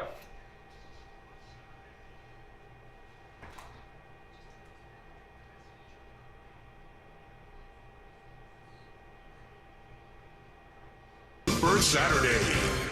The new iHeart app just looks better. The best feature of a car radio on the app. It's the presets. Super easy. And thank you for keeping it free. Get in on what everyone's talking about and get the new and improved free iHeartRadio app today. iHeartRadio. It's tax season. By now, we're all a bit tired of numbers, but here's one you need to hear. $16.5 billion. That's how much money in refunds the IRS flagged for possible identity fraud last year. Now, here's a good number, $100 million. That's how many data points LifeLock monitors every second. If your identity's stolen, they'll fix it guaranteed.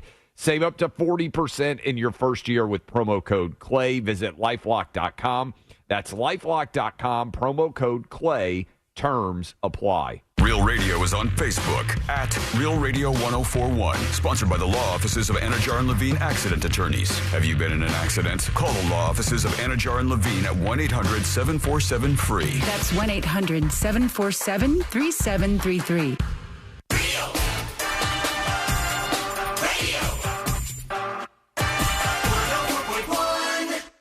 Filling you in on the shocking details. Just try not to pass out. This is the new.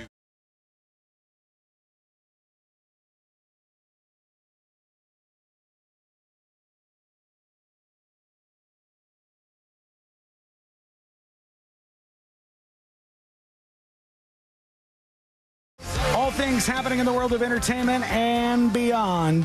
We'll see what's happening with Sabrina here momentarily. Keep your dispatches rolling in and send your emails to tips@thenewsjunkie.com. All right, here we go. Let's get into it. Let's do the next episode. Because there's a lot on TV, you can't possibly keep up with all of it. Even though you should, because what else are you going to talk about? Chicken Junkie! Nothing. Weather's nice. It's time for the next episode with Sabrina. Hey, I smoke weed every day. Hold up. The next episode brought to you by that mortgage guy, Don. He's the farthest from a chicken. As a matter of fact, he's a bull. And he's making sure that there's no crap when it comes to making big life decisions. Refinancing, buying your first dream home, starting a business, expanding that business. Work with someone you could trust, someone who has your best interest in mind, someone who is looking out for you and your family. Go to thatmortgageguyDon.com. Don't miss the boat. Come on. Compare your quote with thatmortgageguyDon.com. It was 57 years ago, 1968. This thing right here. Listen for what the song is about. I'm listening.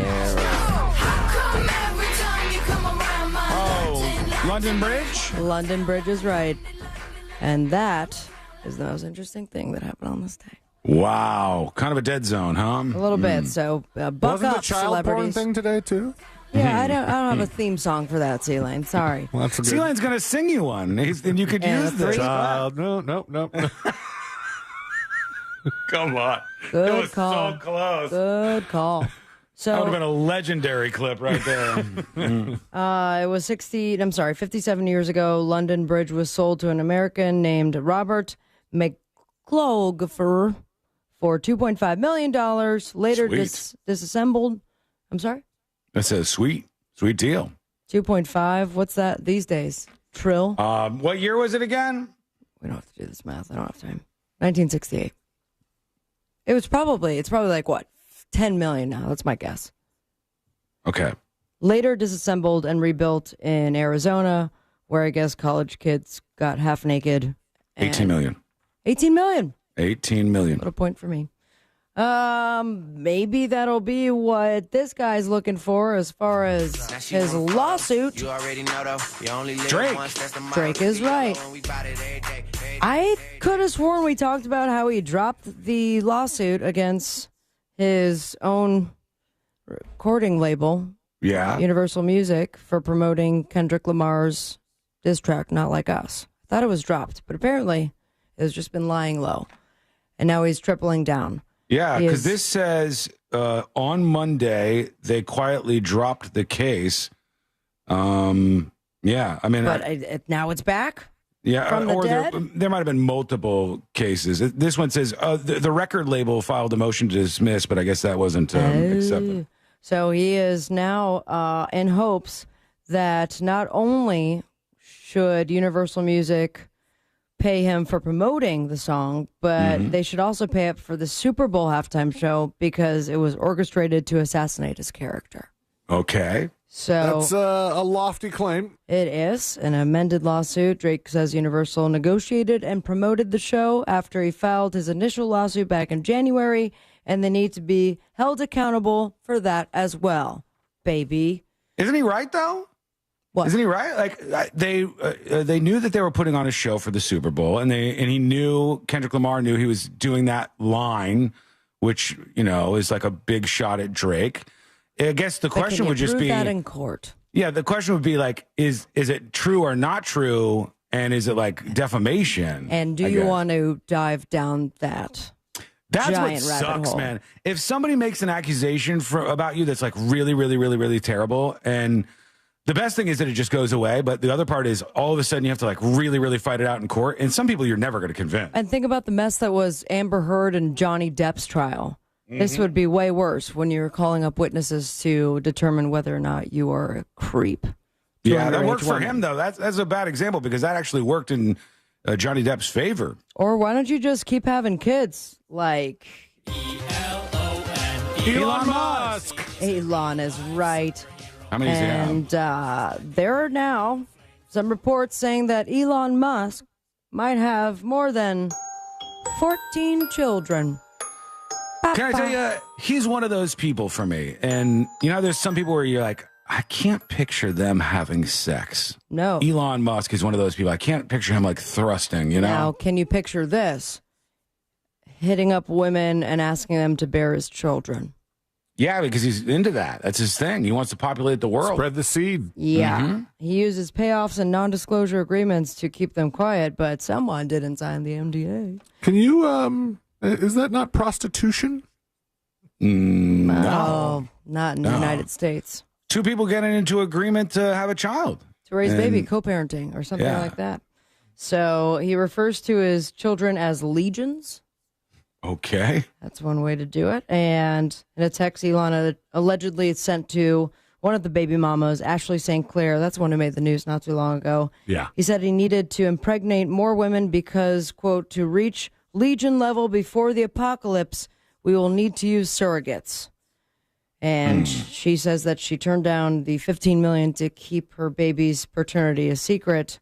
And away we go to the apocalypse. And once your kids grow up, I guess they can get on OnlyFans. Amanda Bynes. Amanda Bynes is back. And now on OnlyFans. But guess what? No sexy. Oh. She's just there to chat.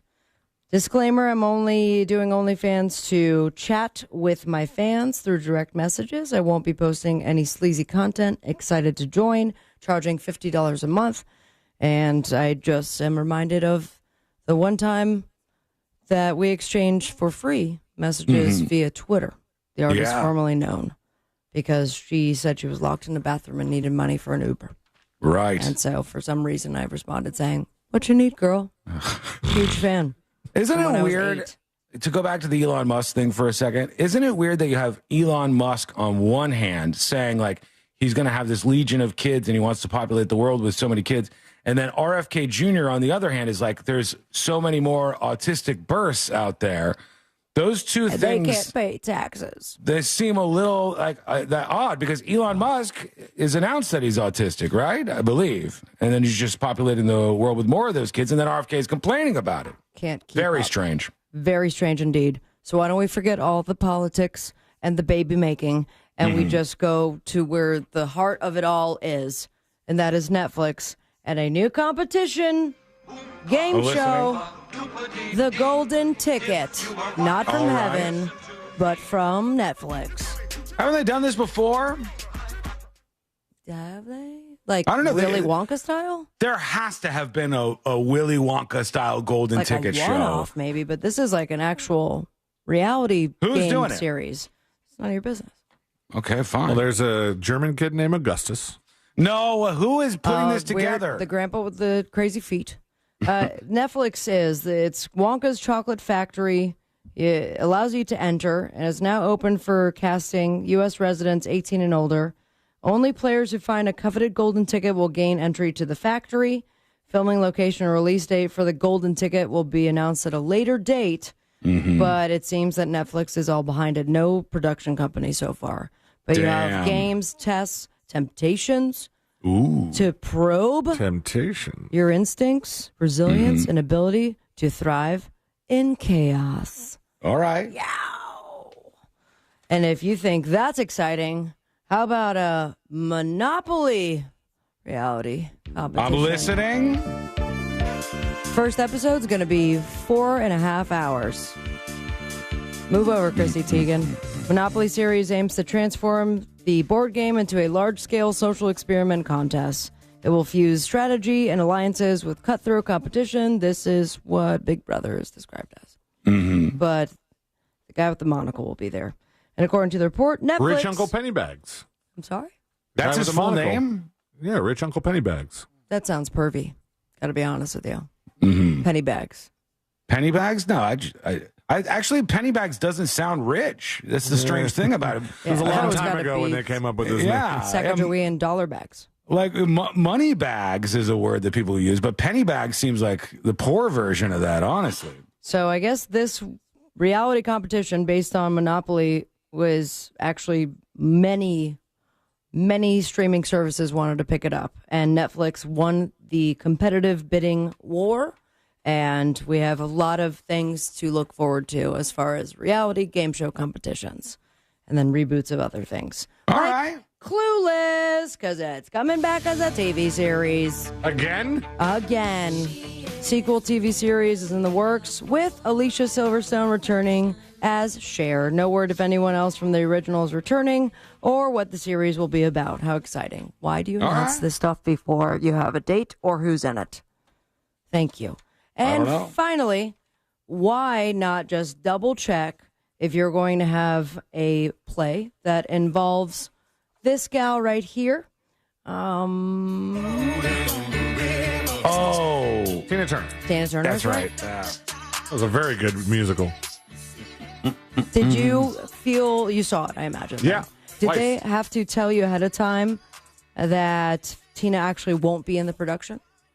No. Why would people think that? Some Londoners did because the Tina Turner musical is currently in its run, and now there's a disclaimer on the website to forewarn fans that Tina will not be appearing in this production because she died almost 2 years ago. That's so stupid.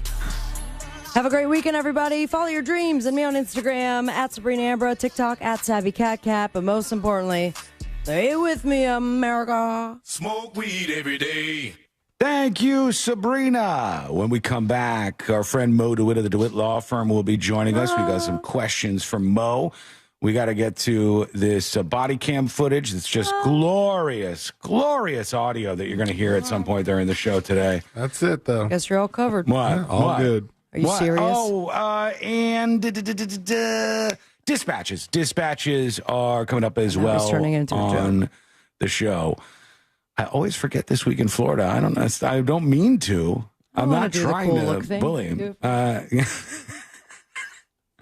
You got to do like a shoulder shrug. I know. It works out. All right. We're going to be back with This Week in Florida. But will C-Lane's intro finally be fixed? That's the big question, friends. Spoiler we'll see. alert. You didn't even No. remember it was happening. That is coming up next on the News Junkie. Your chance to win $1,000 in your hand is minutes away on Real Radio 104.1. Brought to you by Mills Air. The left turn lane's blocked on John Young Parkway where it meets the beach line. The on-ramp from John Young Parkway to Steep Road 408 eastbound is partially blocked due to an accident. Emergency crews are clearing up a crash on I-4 eastbound before US 27. The right lane's blocked there. There's an accident on Florida's Turnpike northbound before I-4. If you see traffic troubles, call the Valvoline Instant Oil Change traffic tip line at 866-676-8477. From the Traffic Center, I'm James Birmingham. This report is sponsored by Rapid Radios. Rapid Radios are instant push-to-talk walkie-talkies offering national LTE coverage and no subscription ever. Perfect for instant contact with an aging parent. For a limited time, go to rapidradios.com and you'll get an extra 60% off, free UPS shipping, and add code RADIO for an extra 5% off. Real Radio has your chance to win a dream home makeover. Brought to you by Fairwinds Credit Union. Up for grabs is the ultimate backyard from Orlando Backyard Living. Win a roof from Eustis Roofing. Solar from Solar Source, a cooling system from Mills Air, or a whole house filtration system from Pure Touch Water Filters. Get more details and enter all 4 of these contests at realradio.fm/contests. This earful of real. Yeah, it's on there. Is it, No, you just talk. You just talk. oh, hey. It's a good intro. This is good. You gotta say hello to them. You gotta say, hi, I'm Forrest. Hi, I'm Forrest, and you're watching the News Junkie. Right here. Keep it glued on Real Radio 104.1. What is this, a Disney promo? I'm Forrest, and you're tuned in. Nicole says, who's Mo's sidekick with the camera? And then everybody else already knows. So, hi, Forrest, hi, Forrest, hi, Forrest. They're saying hello to you. Hello to you, folks. You do not disturb set before you even got in the car? Impressive. You've earned this moment to just chill and drive. This break is brought to you by Target Zero and the Florida Department of Transportation.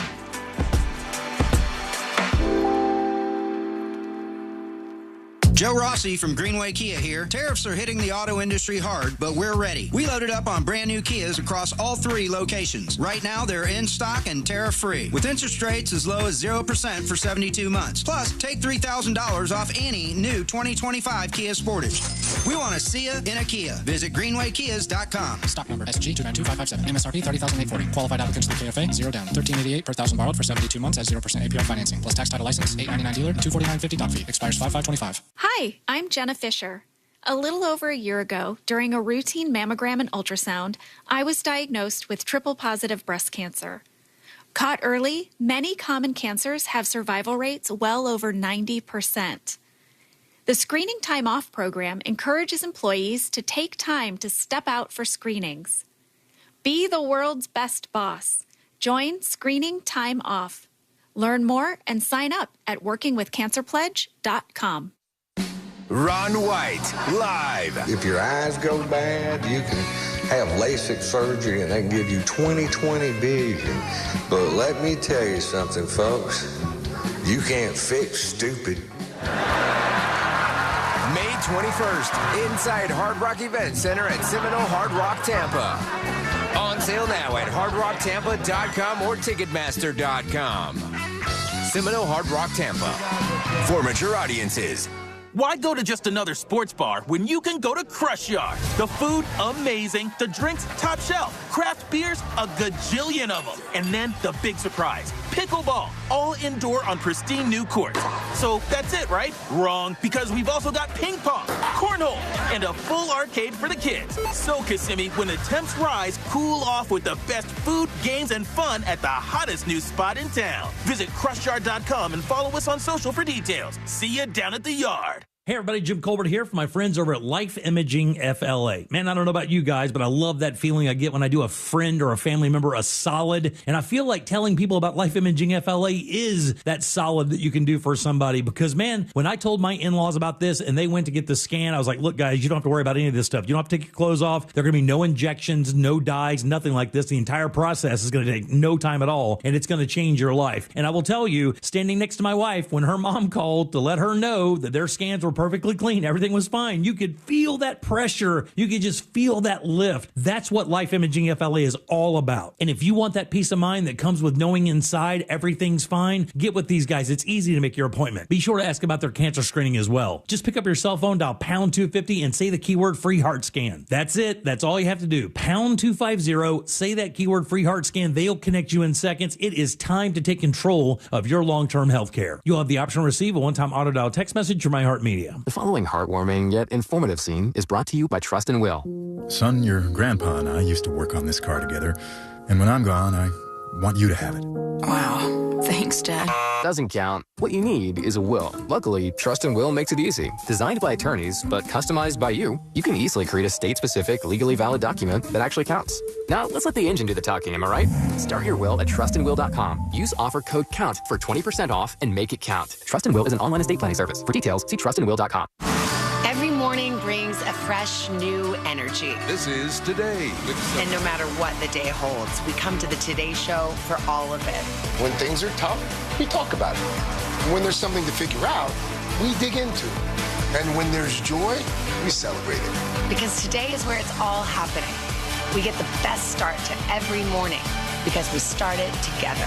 Watch the Today Show with Savannah Guthrie and Craig Melvin, weekdays at 7 a.m. on NBC. Want a Big Green Egg? For the lowest price anywhere, go to Wassey's Meat Market. They'll deliver and set up your Big Green Egg so that you'll be cooking before they leave. Follow Wassey's Meat Market on Instagram or go to the website, wasseysmeatmarket.com for your Big Green Egg today. Used cars, no tariffs, with prices as low as $58.88. Click OrlandoNissan.com. Live from the JustCallMo.com studios. Injured on the go? Just call Mo. From car accidents to personal injury cases, Mo has you covered. Visit JustCallMo.com or dial 1-800-CALL-MO. This is WTKS-FM HD1, Cocoa Beach, Orlando.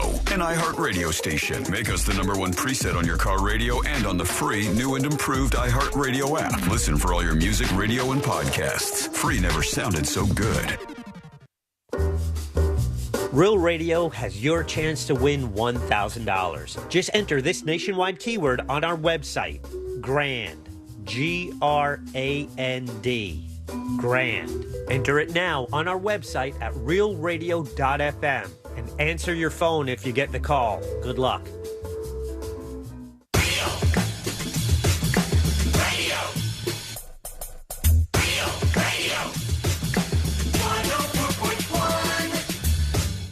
Documenting and contributing to the decline in American culture. This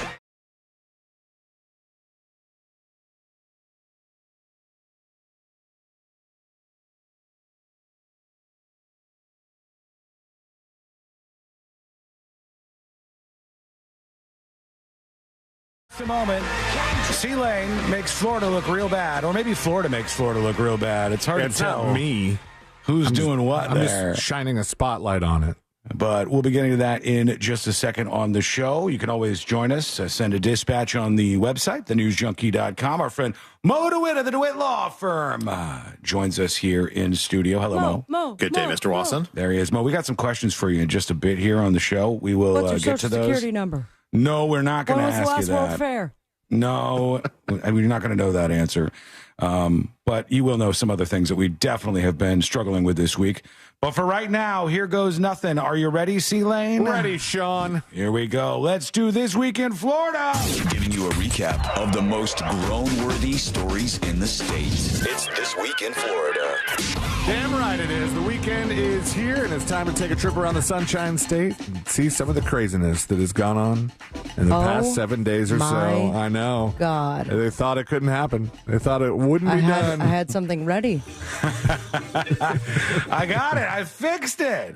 I did. It? Where'd That's you your find intro. it? Your intro now with longer bed. Come on, y'all. Ooh, Yeah. I need a good long bed. Mm-hmm.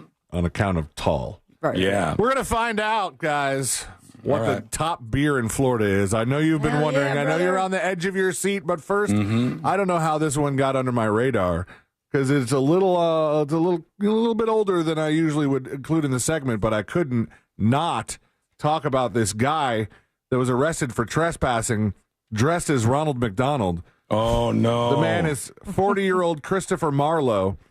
And there's him getting arrested right here. Okay, so just the suit. The cop told him, "You look like a clown," after stuffing him into the squad car. And Marlowe replied, "No S, I am a clown, stupid." Marlowe was wearing a Ronald McDonald costume and a red nose at the time. Police confronted him in Palm Bay at a shopping center from which he had been previously trespassed.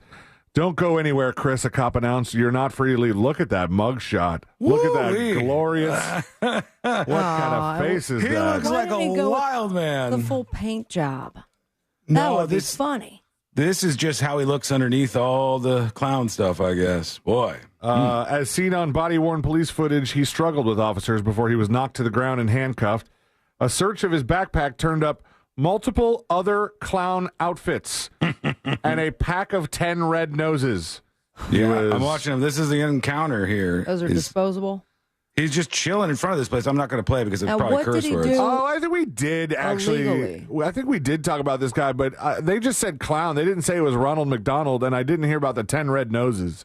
Yeah, he had red noses with him? 10 of them. He had more clown outfits and 10 red noses. All right. This video looks familiar to me, but he was charged with trespassing and resisting officers with violence, which is a felony.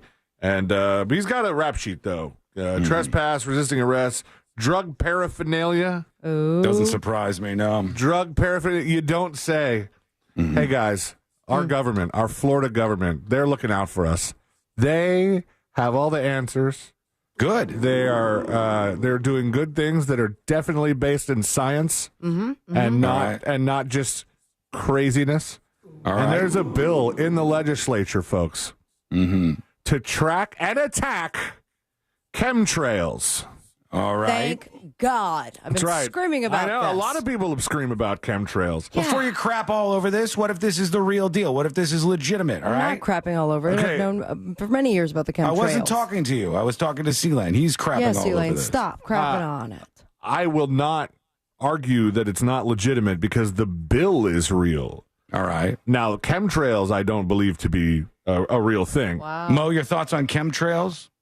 I have no thoughts. All right. Okay. Just wanted to the check in. chemtrails just wiped it all out of him. You just say they zapped his brain out. flying the chemicals over his house and just erase. Instead of being laughed out of the Capitol building as it deserves, this is the words of the writer, not mine. The bill was just passed by the full Senate. The measure, SB 56, sponsored by the Miami Republican Elena Garcia, would prohibit the injection, release, or dispersion of any means of a chemical compound, chemical compound, substance, or apparatus into the atmosphere for purpose of affecting the climate. Any person or corporation who conducts such geoengineering or weather modification activity would be subject to a third-degree felony charge with fines up to $100,000. Florida did this same kind of thing with like lab-grown meat thing, where they were like, Yeah, I was talking about that. I They have the moon meat and take it to Mars. Is there a copy of the priority list? Because I'm confused. Well, it looks like they just come up with things like this. And look, maybe there are some important things that we could be focused on other this, but the idea that we've gone over after lab-grown meats, which isn't a problem, and then now the chemtrails thing, which is like, it used to be relegated to just the craziest crazies that talked about chemtrails. Remember when they joined and they had the session and the guy got up and he had the mic and he told everybody that the bears are on crack and they need to be shot? You know what they did? They passed legislation that lets you shoot bears. Finally. We need to start showing up to those meetings. Because of those crack bears. And so, like I said, based in science and mostly facts, they're doing good things for us up there in Tallahassee. So thank you, Florida government. And on to the thing that everybody was wondering about. Can you guess what the most popular beer in Florida is? Ooh. All I right. know what it is. Go for it. What is it? You already know? It is Corona. It's Corona because all the beaches, people are just sipping the Corona on the beach. I have a guess. All right, what's your guess? Mick Ultra. Mick Ultra is not on this list, although they seem to have gone with like the bigger encompassing companies. What do you think, Moses? Miller, Number one beer in Coors. Florida? Modelo. Modelo? Ooh, Modelo is kind of on the same track as Sean's. But weirdly enough, way off. We only share this with New York. The number one beer in Florida is Heineken. Okay. Really? Yeah, I mean, I find it kind of hard to believe. It's delicious. Miller was the most popular beer in 30 states, according to a Google Trends analysis. Ranking in second was Coors, with the highest search interest in 8 states, including Arizona, Texas, and California. Imported, yes? Is it Heineken? Heineken? It used to be. It used to be brewed under Reinheitsgebot, I believe. But I don't think it is anymore. That could be true, or it's completely made up. Yeah, either way, we're good. Moses, where is Reinheitsgebot? It's the German purity law of 1822, I believe. You could tell me that was the reason my car was broken. Wait, I would throw money at you. I thought it was a place. You're saying it's a law? Yeah, it's the German purity law. The Reinheitsgebot? I maybe I'm mixing things up, but I can't spell it to fact check. Exactly, that's the point. Tell us what all this Reinheitsgebot. So, is everyone's favorite beer, as far as Florida and I guess New York go, going to be affected by all these tariffs? It could be. This next year, this could just be America all across the board. So we haven't seen any of that yet, right? Because I drink Irish whiskey from time to time, some Tullamore Dew. Well, and the number one beer in Georgia to our north is Guinness. Yeah. Really? Yeah. Okay. But I haven't seen the price of my whiskey go up at all just yet. I haven't noticed it. Yeah, no, but also there's the 90-day pause. You know, unless your favorite whiskey's from China, you shouldn't be seeing any huge spikes in price yet. I wouldn't think. I believe you. On to other things, because there is a woman who's been arrested, the owner of a Florida curio shop. I've never heard of curio. Yeah. What is it? Is it like a Etsy? When I hear curio shop, I think odds and ends. This is definitely odds and ends. The owners of a Florida curio shop have been arrested for selling human remains on Facebook Marketplace, according to for the illegal Orange part. City Police Department. It's funny you should say that. Curio is oddities. Yeah. And I got to tell you, I pressed that button 8 seconds ago. Mm-hmm. Something's going on with the system here, so I'm just going to leave that alone. But the ooh was meant for Press it again. Press it again. It's going to take 15 seconds. Something's Just going on. Things are going that. Yeah, I'll just have to get lucky. That was faster than 15 seconds. Kimberly Shopper and Ashley Lalesi were arrested and charged. Sorry. With the purchase or sale of human organs and tissue, according to court records. Orange City Police Department Captain Sheriff L. Shami. Like for people to put inside their bodies? No, it's just to have and to hold. All right. Like in a jar, like Sean has in his studio office. Orange City Police Department Captain Sharif El Shami told ABC News, "This is something I haven't seen in the 17 years that I've worked for this agency." Her store, you haven't lived. Her store, Wicked Wonderland, they started looking into back in December when they received a tip regarding a business within the city attempting to sell human bones. Now, oh my God! I don't. It says police spoke to Lalesi, the co-owner of Wicked Wonderland, who said the store had been selling human bones for several years. Well, a lawyer would tell you to say otherwise, but they said, we've been selling bones for years. Mo, a client comes to you and goes, I've been selling human bones for years. Am I in big trouble? What's I'm going to recommend you probably not do that anymore. Okay. All right. Fair. Typically a good idea. What if you find them? Mm-hmm. Still. All right. They were unaware, they said, that it was prohibited in the state of Florida. Now, I heard earlier this week, did the Jim Colbert show talking about this story, and they pointed out, do you know where it's legal to sell human bones? Oh, that's a fun game.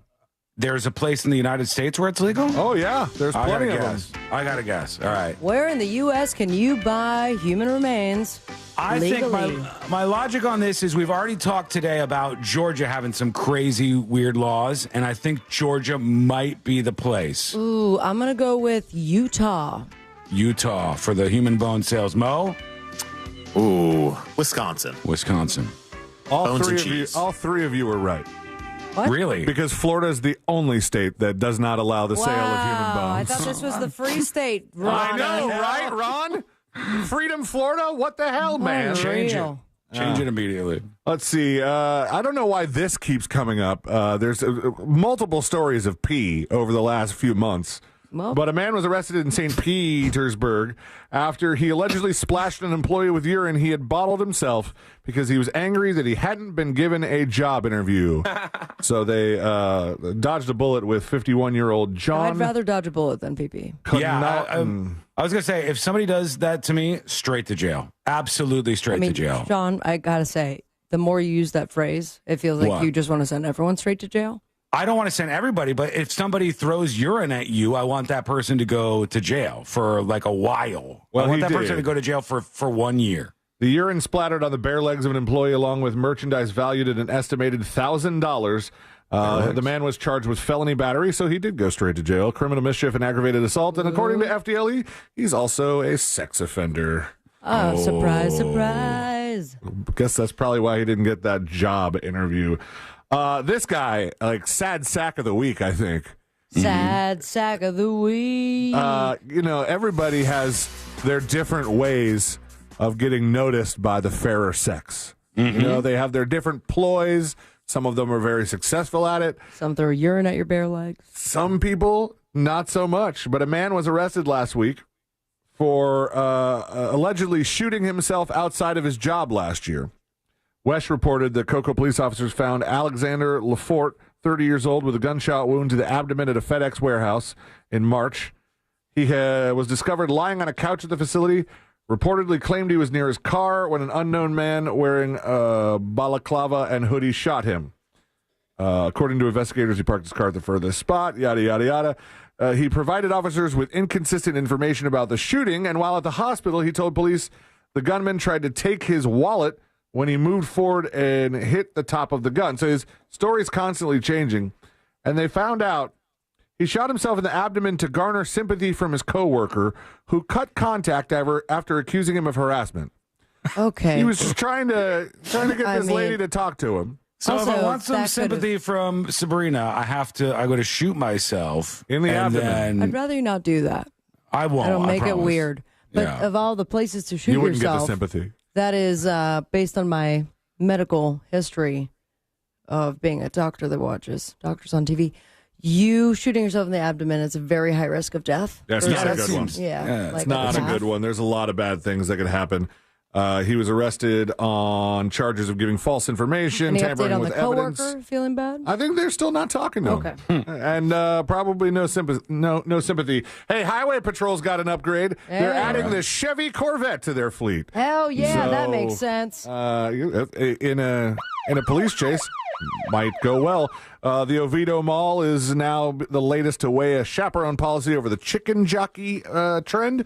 A Newbury man with 5 previous battery convictions tells deputies multiple times, "S my D," after being arrested for strangling a woman. And last but not least, move over, hold my beer, because the man in question said, "I am James. I know what I'm doing." He said that to a passenger who told him to slow down his Audi S5, which was traveling at a lightning fast 155 miles an hour. Moments after telling the passenger, "I know what I'm doing," the 20-year-old man would crash into another vehicle, ejecting and killing another one of his passengers.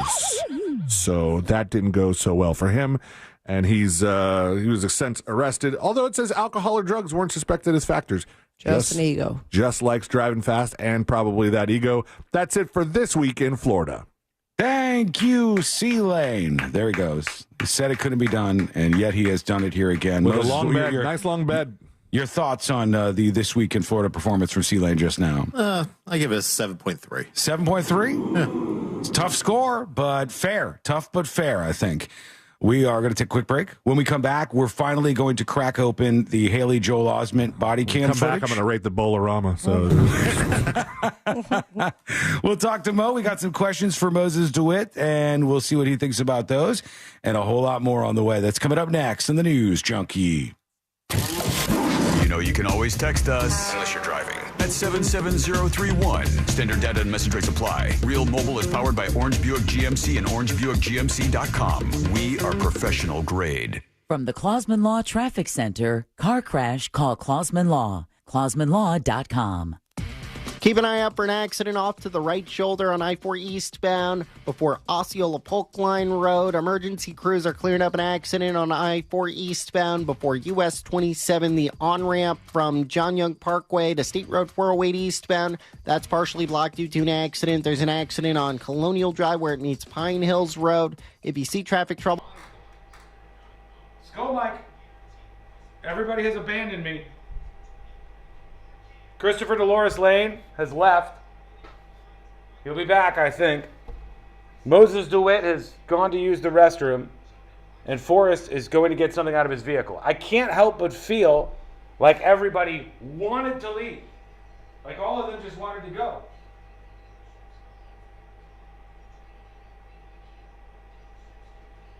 Can Forrest do stand up during the breaks? Somebody said. I told him to talk to you guys. He seemed hesitant, but he did say at least something. So we'll see. How's everybody doing on a Friday? Hello, hello. Forrest is back. He's rejoined us. They wanted you to do stand up during the breaks. I told him maybe you'd do that, but he's resistant. I could do a joke. Go ahead. What's your joke? Hold on, I'll ask them. Go ahead. Hey guys, you said you wanted to hear a joke, right? Hey guys, do you want to hear a joke about pizza? Yeah. Well, hold on. If you wait, they'll tell you whether they want to hear a joke or not. Forrest is such a cutie, so yay. They have a slight delay. Do it. Okay, here's the joke about pizza. Wait, never mind. It's too cheesy. All right, we're shutting it down. All the technology is going to be shut down. I think the best joke would be if that wasn't really hooked up. You said Forrest talking bent over talking into a fake microphone. Join Screening Time Off. Learn more and sign up at workingwithcancerpledge.com. Florida just got its own local currency, the Florida Goldback, and you can get one for free. Goldbacks look like cash, but they're made of pure 24-karat gold, so they resist inflation and preserve your purchasing power. To celebrate the launch of this local currency, we're giving away free half Goldbacks to Florida residents only while supplies last. Claim your free Florida Goldback before they're gone at freegoldback.com and get it delivered to your Florida address absolutely free. Why go to just another sports bar when you can go to Crush Yard? The food, amazing. The drinks, top shelf. Craft beers, a gajillion of them. And then the big surprise, pickleball, all indoor on pristine new courts. So that's it, right? Wrong, because we've also got ping pong, cornhole, and a full arcade for the kids. So, Kissimmee, when the temps rise, cool off with the best food, games, and fun at the hottest new spot in town. Visit crushyard.com and follow us on social for details. See you down at the yard. Every morning.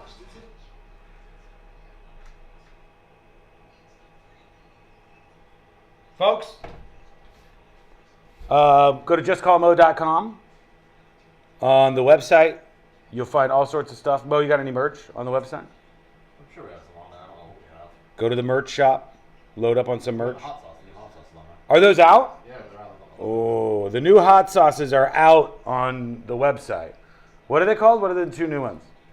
Scorchin' Mo. Scorchin' Mo. And It Ain't And It Ain't Easy Easy Being Mo. Being Mo. And I think, did Forrest do the graphics on those?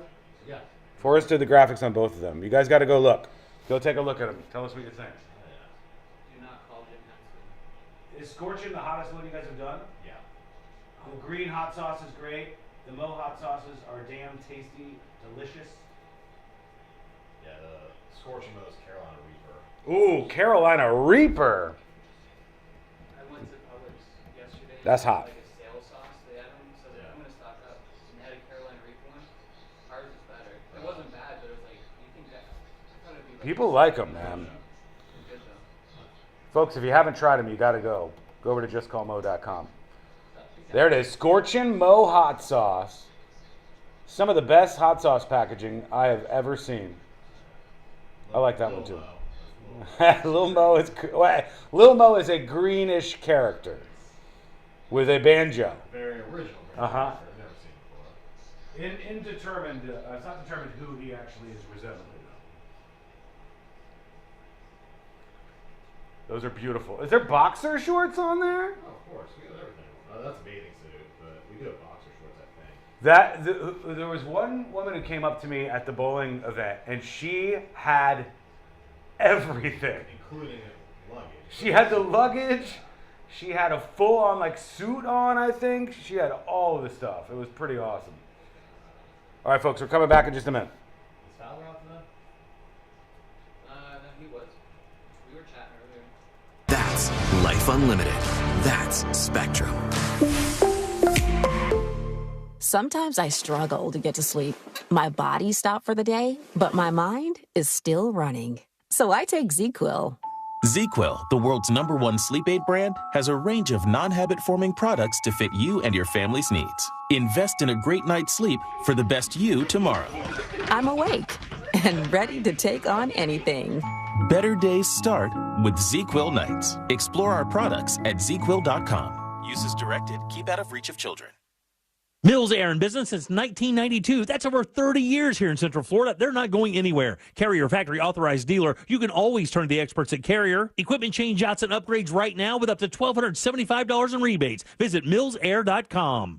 Packing bags, grabbing snacks, and making sure you didn't forget that one stuffed animal they can't sleep without. Mom! Getting ready for a holiday road trip is a lot. But one thing that's easy, the music. Thanks to the free iHeartRadio app. Listen to family-approved stations with today's pop music, like Hit Nation Jr. Carefully curated and safe playlists, like Disney hits. And podcasts where you and the kids can learn something new. Open the iHeartRadio app, search family, and find your family's next preset now. If you want your windows there in weeks, pick up the phone and just text Reese. Real Radio has your chance to win $1,000. Just enter this nationwide keyword on our website, GRAND, G-R-A-N-D, GRAND. Enter it now on our website at realradio.fm and answer your phone if you get the call. Good luck.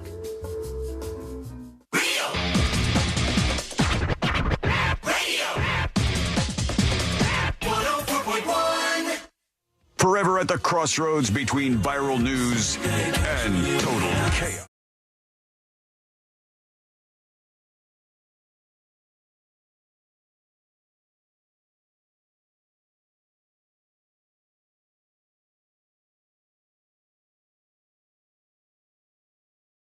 Drunk. I see drunk people. I was going to do. I see know what I a mean? jail cell. I see drunk people. He was just a little kid in that movie, right? Sixth Sense? But, he was just a little guy. As an adult, he still has the same kid face, and then it's like it got stretched out. Everything around the eyes and the face. Poor guy. Yeah, now he's in some trouble here. Before the trouble, he just did something as an adult that we all watched a couple years ago. Yes, you're right. He was just in a movie. It was he in the movie. It's like he played a weird character. No, where they're on the island and they're like killing off people. Love Island. You saw it. Yes. No. You saw it, Sabrina. I know you did. Son of a bitch. Blind, something. Pussy Island, that one? Yes, that one. That movie. I believe he was in that as himself or a character that looks like him. Blink Twice. That's it. Blink Twice was the movie that he was in. It was kind of like a comeback for him. But Haley Joel Osment, I guess, has been going through some tough times. His house burned down in those California wildfires, and things are rough. So let's go to the body cam footage, and let's see what's happening here. Moses, just as we go along, tell us what you think his chances are of beating the charge here, because it was recorded. And the thing is, not only does it appear that this was recorded on the police footage, on the body cam, but am I crazy? Does he have a camera on his head, too? Looks like he's got a GoPro helmet. I think it's facing the other way, though. He had his helmet on backwards, if I remember correctly. Perfect. All right, great. For all that snow dust. All right, here we go. Here's the Haley Joe Osment video audio. Hi, these guys. Okay. Who am I talking to? He said, who am I talking to? Robert. I'm in there. 144, Tommy. understand what that means. I'm an American. 44 Tommy. I'm an American. He said. Okay, well, you're under arrest now for public intox. Can you stand up, please? Stand up. Oh, God, Haley. Stand up. I am not fighting. He said, I am not fighting. And he's on the ground, kinda, and the cops are trying to get a handle on this guy. It's been a minute since I've gone skiing or snowboarding, but correct me if I'm wrong. It's pretty hard to get full-blown arrested. Oh, I at would think the so. Ski resort. You don't see a lot of body cam footage of people getting arrested at the ski resort. They're not looking for drunk people, typically. And he's 37 years old now. So, Haley Joel Osment, you should know better, but let's see what goes down. I'm not fighting you, man. I'm not fighting you, man. Oh, Haley. You put that in my front. Everyone be careful. There's something in this. That he couldn't, don't open it. Leave it close. And then he got... So let's do this because you think there might be something in that? I think there's cocaine in it. Take all the property. Where are you living now? No. Where are you living? Where do you live? What are you asking? Oh, he's so drunk. Good God. He said, what are you asking me? I'm not fighting. What are you asking me right Police now? officer who's taking care of you right now. That's why. Taking care of me. Yeah. You're really abusing me. You know. You do recognize him, right? That's the actor. I was wondering when I saw that. They knew who he was. 6 Cents. 6 Cents, Pay It Forward. Oh, yeah. That's the kid actor. All right, he's in the car. He did other things as an adult. He said, Nazi. oh, he said, I've been kidnapped by an effing Nazi. I'll bring it back. I have Nazi. I know. We got about 10 minutes and we'll get you out of the cuffs. You're really like torturing me. You wish you treated me nice. Oh, I wish I could hear better. It's hard to hear him. It's mountains. At one point, he said, he said, "You wish you treated me nicer," which is weird. Yeah. I mean, he's out of his mind. He said, "You wish you treated me nicer," or "You'll wish." You'll wish. So that's kind of like saying, "Do you know who I am?" I don't even think he knows who he is right now. He's out of it. When you're in this shape on a body cam, Mo, do you how can you say that you're not drunk? How can you fight your way out of this when it looks like you're intoxicated in the footage? I mean, unless he's having some sort of medical episode would really be the only other possible excuse. Now, they still have to prove their case, obviously, whether it's through his actions, through testimony of other people, breathalyzer, blood draw. It depends on the state and the circumstances, of course. Right. Typically a lot of these cases, they'll kind of just throw you in the drunk tank for 8 hours or something, let you sober up, and then kind of let you go on your way. But it depends what you did, obviously. Do you tell somebody who comes to you in this exact position, like Haley Joel Osment is, and do you tell them, just make a deal, just, get a diversion program? And again, it depends on the circumstances, but usually if you have no criminal history... he did have possession of a controlled substance. Well, that's more serious. We didn't talk about that. But possession of controlled substance, that's going to be a little bit more of an issue. But yeah, typically if you can do a diversion program, pretrial diversion or something like that, if you qualify for it, that's usually your, kind of one free get out of jail card type deal. Right. Yeah. Beyond that, you obviously, depending on what the circumstances are, what you're charged with, you have to make a informed decision from there as to whether you should fight the case or try to plead out. Here's the worst part. The New York Post got a hold of him, and when this video came out, he had no idea that this went down. Like, he did not know. Sucks. It says former child star Haley Joel Osment is apologizing for using anti-Semitic slurs when cops arrested him for public intoxication. Haley Joel Osment said to the Post, "I'm absolutely horrified by my behavior. Had I known I used this disgraceful language in the throes of a blackout, I would have spoken up sooner." He said, "The past few months of loss and displacement have broken me down to a very low emotional place." I gotta say, I kind of feel bad for him. He's gone this long without any sort of controversy. Yeah.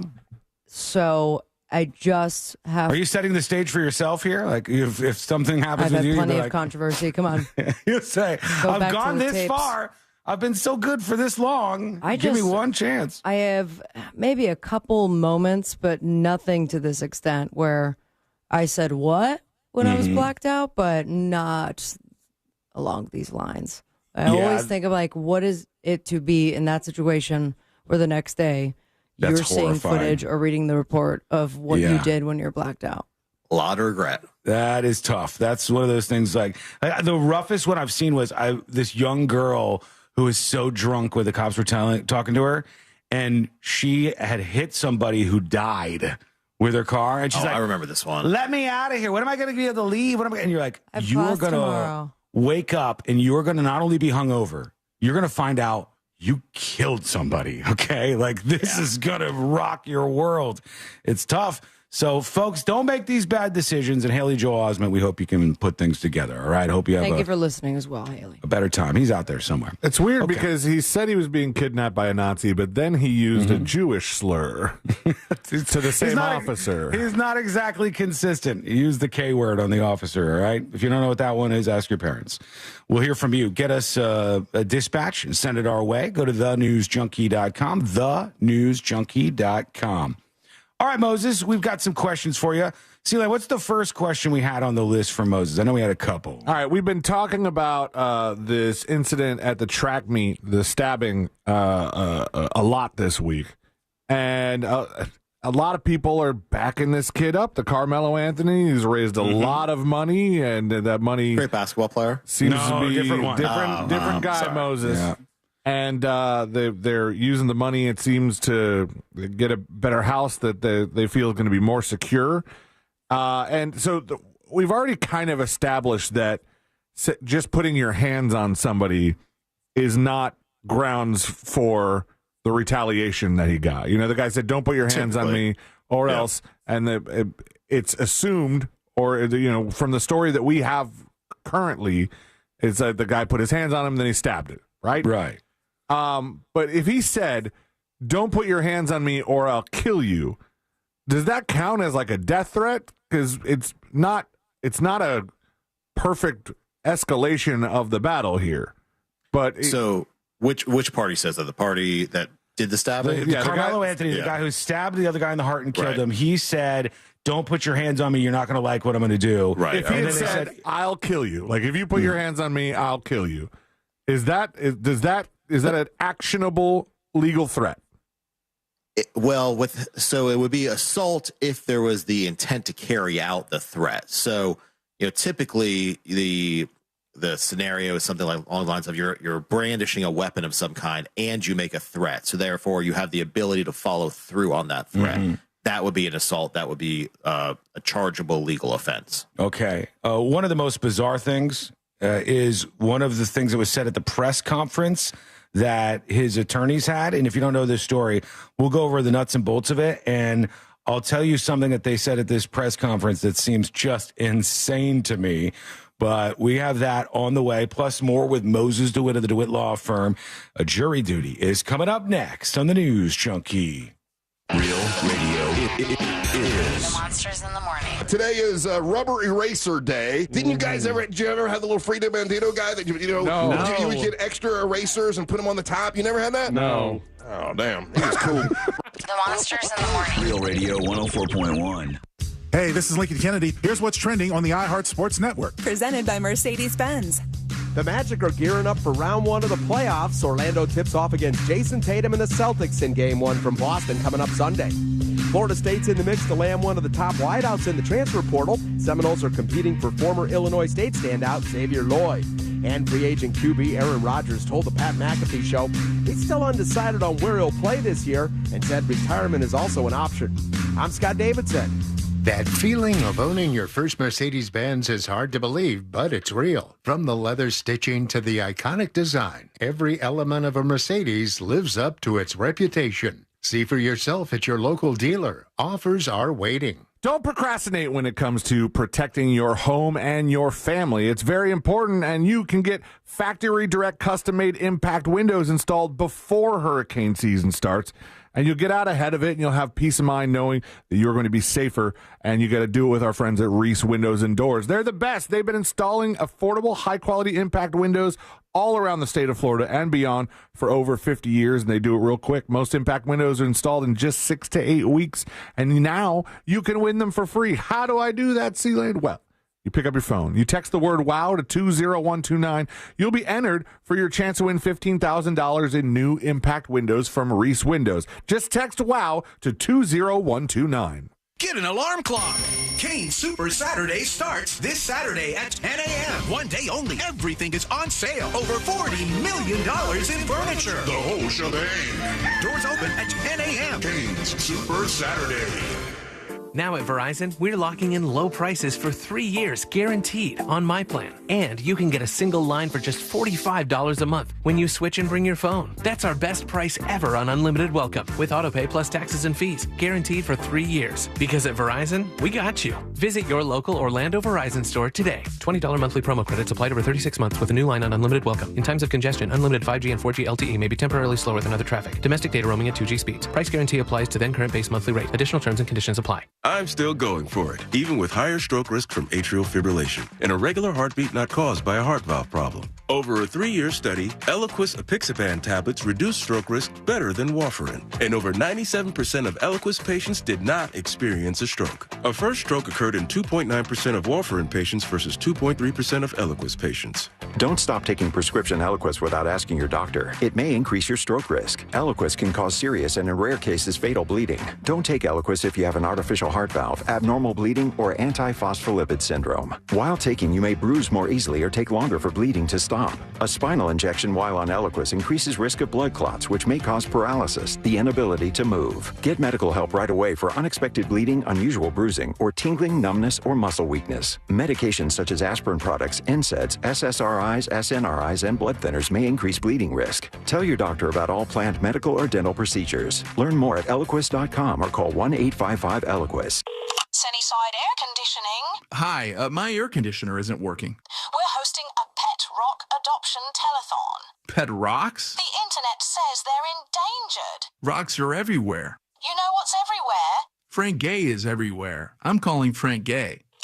When you have AC problems, you need help now. One of our licensed and certified technicians can have your AC blowing cold air in no time. That's the Frank Gay way. FrankGayServices.com. Feel the power of fun at Daytona Beach and Orange City Racing and Kart Club on Wednesday, April 16th and Saturday, April 26th with $3,000 Power Hours High Hands. From 11 a.m. to midnight, the player with the highest hand wins $1,000 every 20 minutes. That's right, $1,000 every 20 minutes. Fast-paced action, huge hands, and even bigger payouts make Power Hours the place to be. Mark your calendar now and get ready to win at Daytona Beach and Orange City Racing and Kart Club. That's Daytona Beach and Orange City Racing and Kart Club. Here in Orlando, we know life doesn't slow down for anything, especially a broken garage door. Since 2002, Precision Garage Door has been proudly serving the Orlando community. Local and reliable, that's what makes them different. Their vans are fully stocked, so when you call, their fully vetted techs are ready to provide you with same-day service. Whether it's a stuck door or a snap spring, they have you covered right when you need it most. We know a broken garage door can't wait, which is why we're always prepared to help by keeping our vans fully stocked. Call Precision Garage Door today or visit them online at PrecisionGarageDoor.com. Precision Garage Door. Garage doors done right. So, you finally have some time to yourself. Even if it is just the car ride home, it's you time. And look at you. Do not disturb set before you even got in the car?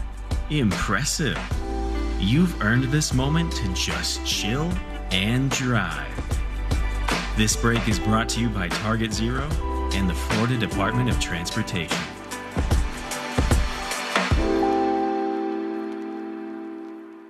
What up, fellow Gen Xers? Elizabeth Banks here. As the original Latchkey kids, we took things into our own hands, like house keys and video game controllers. And now it's time for us to do it again, because the recommended age to get vaccinated against pneumococcal pneumonia has been lowered to 50 and older, even if you're healthy. We're at over 6 times greater risk compared to adults under 50. So go to vaxassist.com and schedule. Gen X, this is our shot. Sponsored by Pfizer.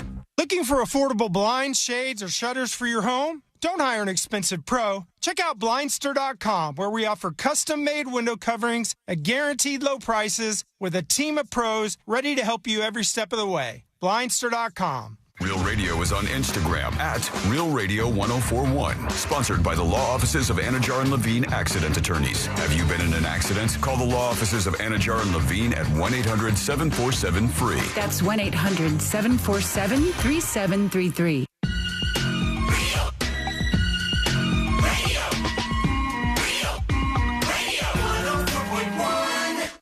Because therapy's expensive, and we have microphones. This is the news.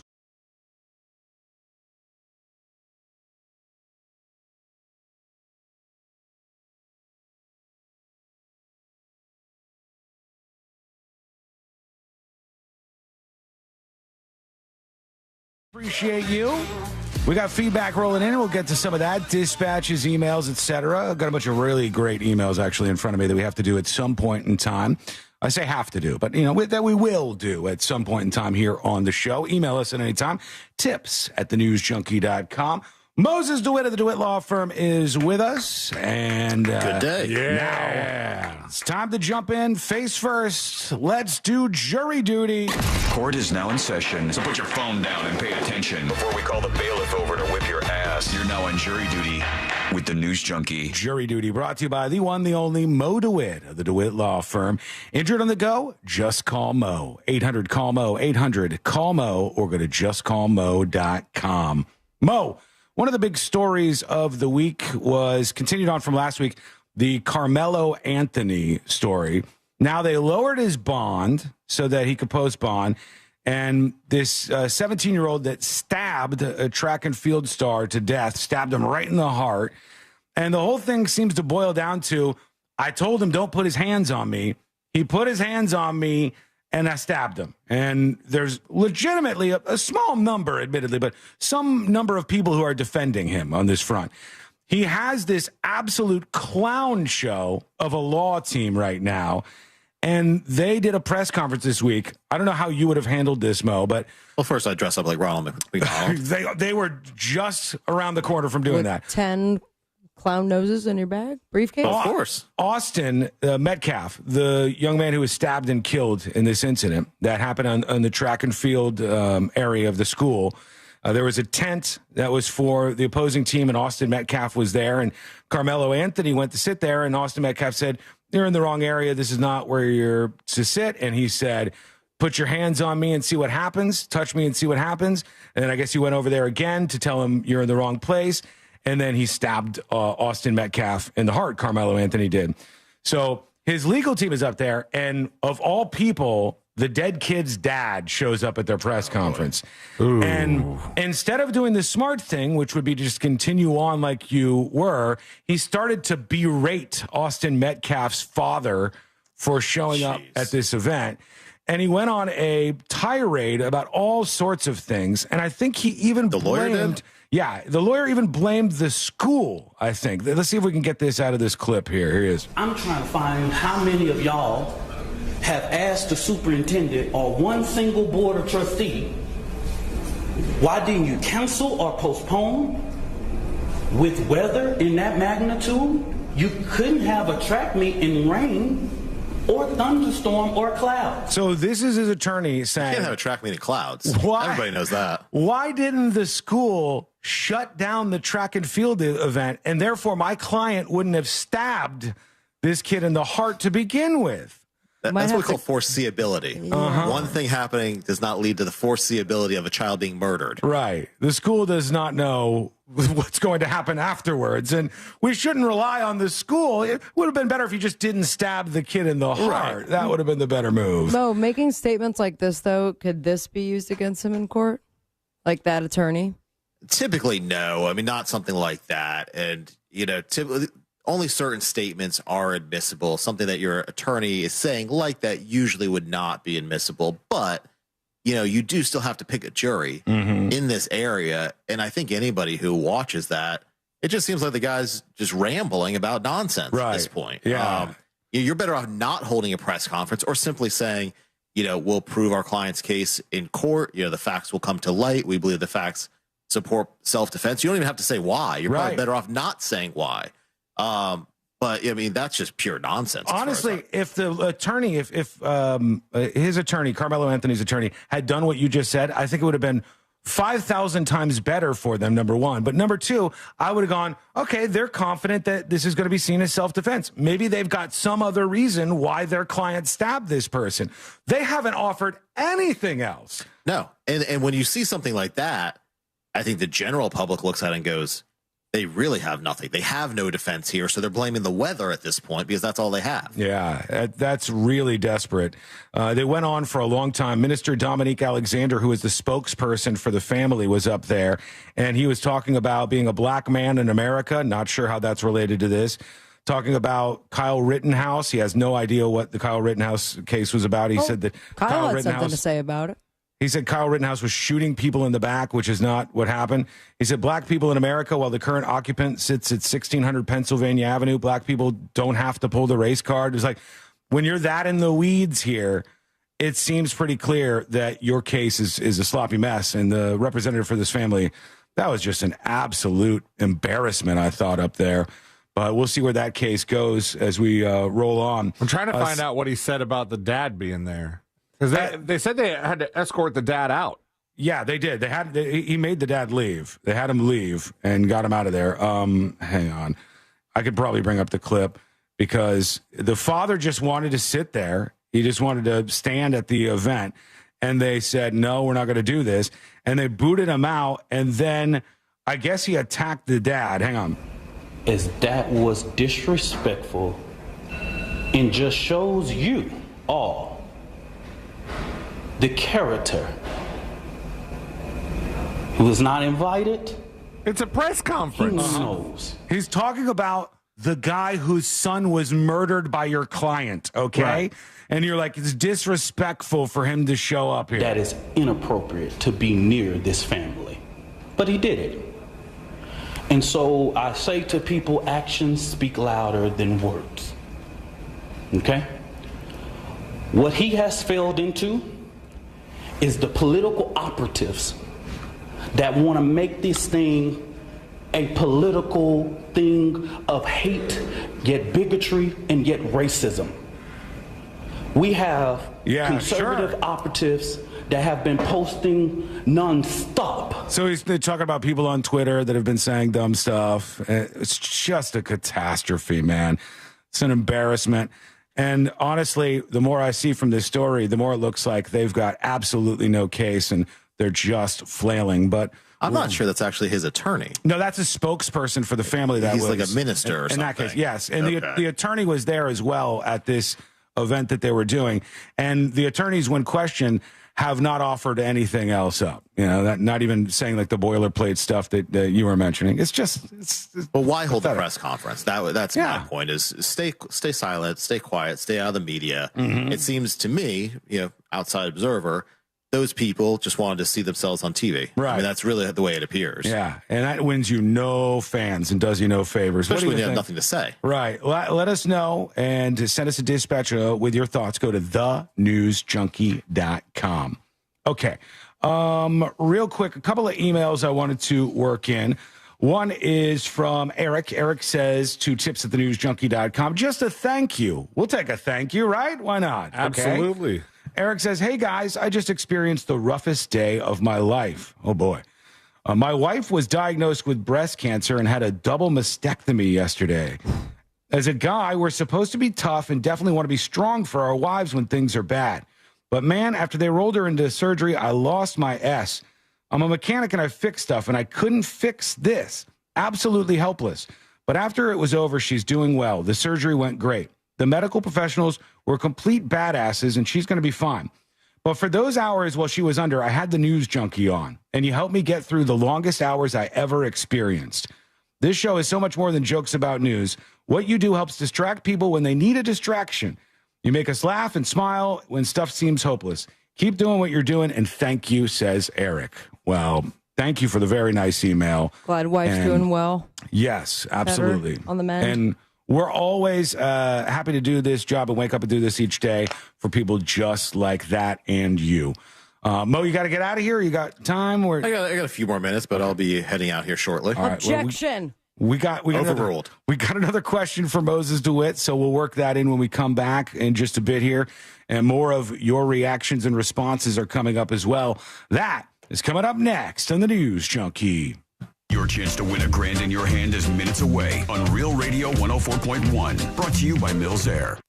There's stop-and-go traffic on I-4 eastbound before US 27 and after State Road 429. Traffic slowing down on Florida's Turnpike northbound before Osceola Parkway. There's slowdowns at the ramp junction where Florida's Turnpike meets the beach line. Look out for an accident on John Young Parkway where it meets the beach line there. If you see traffic troubles, call the Valvoline Instant Oil Change traffic tip line at 866-676-8477. From the Traffic Center, I'm James Birmingham. This report is sponsored by Blindster.com. Hi, I'm Kyle, founder of Blindster.com. I started Blindster in 2010 to make quality, custom-made blinds affordable to everyone. Traditional window covering retailers are expensive. Our prices are low, and our blinds are guaranteed to fit. Blindster.com. This earful of real radio is brought to you by JustCallMo.com. Injured on the go? JustCallMo.com. I'm still going for it, even with higher stroke risk from atrial fibrillation, an irregular heartbeat not caused by a heart valve problem. Over a 3-year study, Eliquis apixaban tablets reduced stroke risk better than warfarin, and over 97% of Eliquis patients did not experience a stroke. A first stroke occurred in 2.9% of warfarin patients versus 2.3% of Eliquis patients. Don't stop taking prescription Eliquis without asking your doctor. It may increase your stroke risk. Eliquis can cause serious and in rare cases fatal bleeding. Don't take Eliquis if you have an artificial heart valve, abnormal bleeding, or antiphospholipid syndrome. While taking, you may bruise more easily or take longer for bleeding to stop.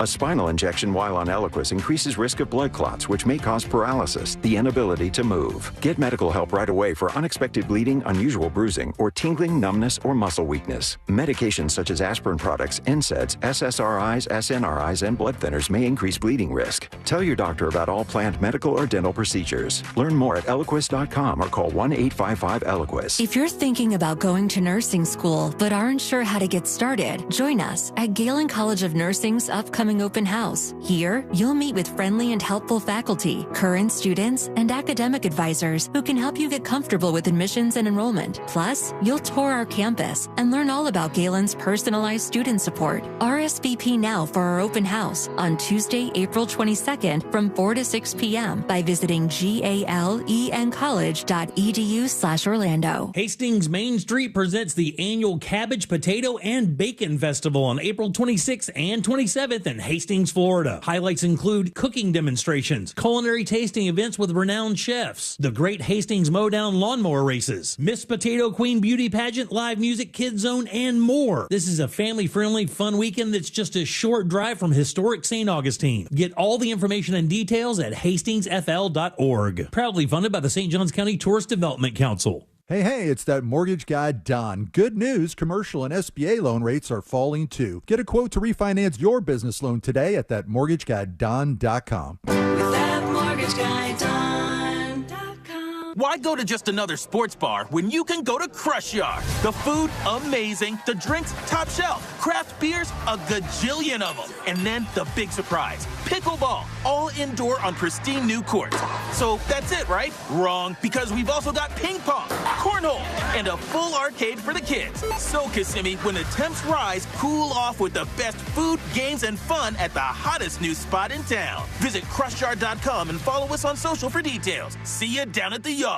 Help DEA keep our communities safe and healthy by participating in National Prescription Drug Take-Back Day, Saturday, April 26th. Take action right in your own home by cleaning out your medicine cabinet of unneeded medications. Keep them safe, clean them out, take them back. Find a collection site near you at DEATakeback.com. Do your part to lower overdose deaths and prevent prescription drug misuse before it starts. That's DEATakeback.com. Have you heard about goldbacks? They're a local gold currency that can be used right here in Florida. Goldbacks are real 24-karat gold that you can hold right in your hand. They look like cash, but they don't inflate like cash. And here's the best part. We're giving them away absolutely free.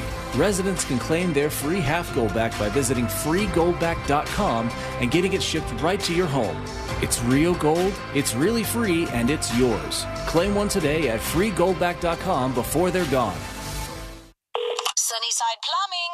Hey there, my sink is leaking water. I need help right now. We're having a company-wide staring contest. Do you want to play? But what about my sink? Okay, me versus you. No. Ready, go. No, I'm not playing. And you know what? I should have called Frank Gay. Oh, I almost blinked. I'm calling Frank Gay. When it comes to plumbing problems, you want a helpful operator to guide you and an honest and reliable plumber to provide customized solutions for your home. That's the Frank Gay way. FrankGayServices.com. I'm still going for it, even with higher stroke risk from atrial fibrillation and a regular heartbeat not caused by a heart valve problem. Over a 3-year study, Eliquis apixaban tablets reduced stroke risk better than warfarin, and over 97% of Eliquis patients did not experience a stroke. A first stroke occurred in 2.9% of warfarin patients versus 2.3% of Eliquis patients. Don't stop taking prescription Eliquis without asking your doctor. It may increase your stroke risk. Eliquis can cause serious and in rare cases fatal bleeding. Don't take Eliquis if you have an artificial heart valve, abnormal bleeding, or antiphospholipid syndrome. While taking, you may bruise more easily or take longer for bleeding to stop. A spinal injection while on Eliquis increases risk of blood clots, which may cause paralysis, the inability to move. Get medical help right away for unexpected bleeding, unusual bruising, or tingling, numbness, or muscle weakness. Medications such as aspirin products, NSAIDs, SSRIs, SNRIs, and blood thinners may increase bleeding risk. Tell your doctor about all planned medical or dental procedures. Learn more at Eliquis.com or call 1-855-ELIQUIS. Life looks pretty good behind the handlebars of a Harley, and that point of view is one that everyone agrees on. At Space Coast Harley Davidson, we'd like to help you get some perspective on what's important. Right now, get 0% interest on select new 2024 Harley models. Get details at 866-826-9072 or spacecoastharley.com anytime. Ride the road and relax. Find your motorcycle and your soul at Space Coast Harley Davidson. Do you have AC needs? Turn to the experts at Carrier. Go to millsair.com. Coming to you live from the JustCallMo.com studios. Injured on the go? Just call Mo. Need help after an accident? Visit JustCallMo.com or dial 1-800-CALL-MO. This is WTKS-FM HD1, Cocoa Beach, Orlando, an iHeart radio station. Make us the #1 preset on your car radio and on the free new and improved iHeart Radio app. Listen for all your music, radio, and podcasts. Free never sounded so good. Now is your chance to win $1,000. Just enter this nationwide keyword on our website. Check. CHECK. Check. That's check. Enter it now on our website at realradio.fm. Good luck.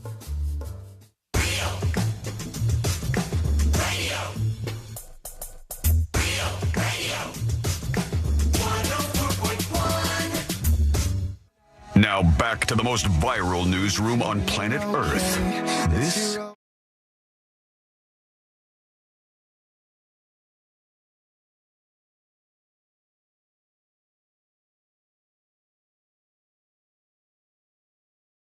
you'd like with a podcast. It's available for you for free over at thenewsjunkie.com. I'm going to tell you about something that's going from the small screen to your vacation dreams in just a moment here on the show.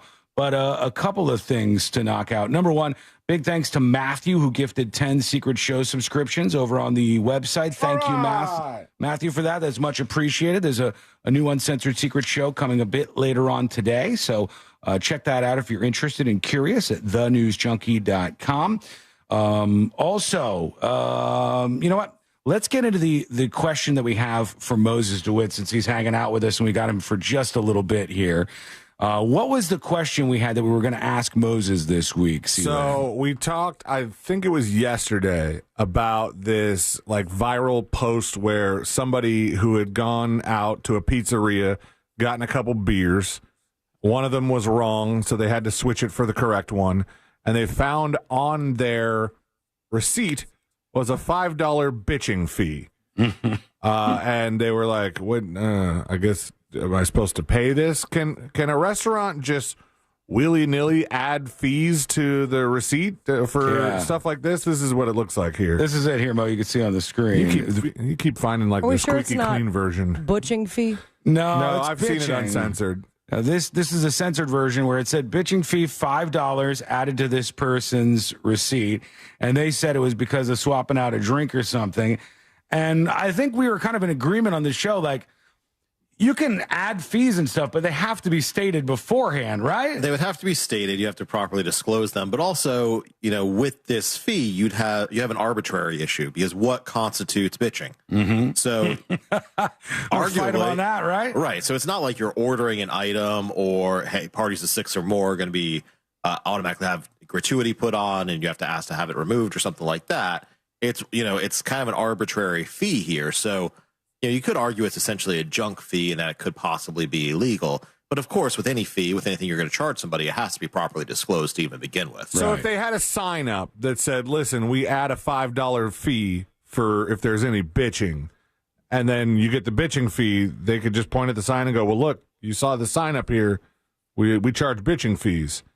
They could try that. I don't know that it would work because, again, what constitutes bitching, All right, so say I get this bitching fee. I don't think I was bitching, but they say bitching. Now we have to argue over what constitutes bitching. Yeah. Do I pay the fee and then go after them legally, or am I supposed to stand my ground right now and not pay the fee? Well, I mean, it would probably be a civil dispute at that point, right? So you're arguing over $5. There's nothing technically criminal. So, yeah, you'd have to probably pay the fee.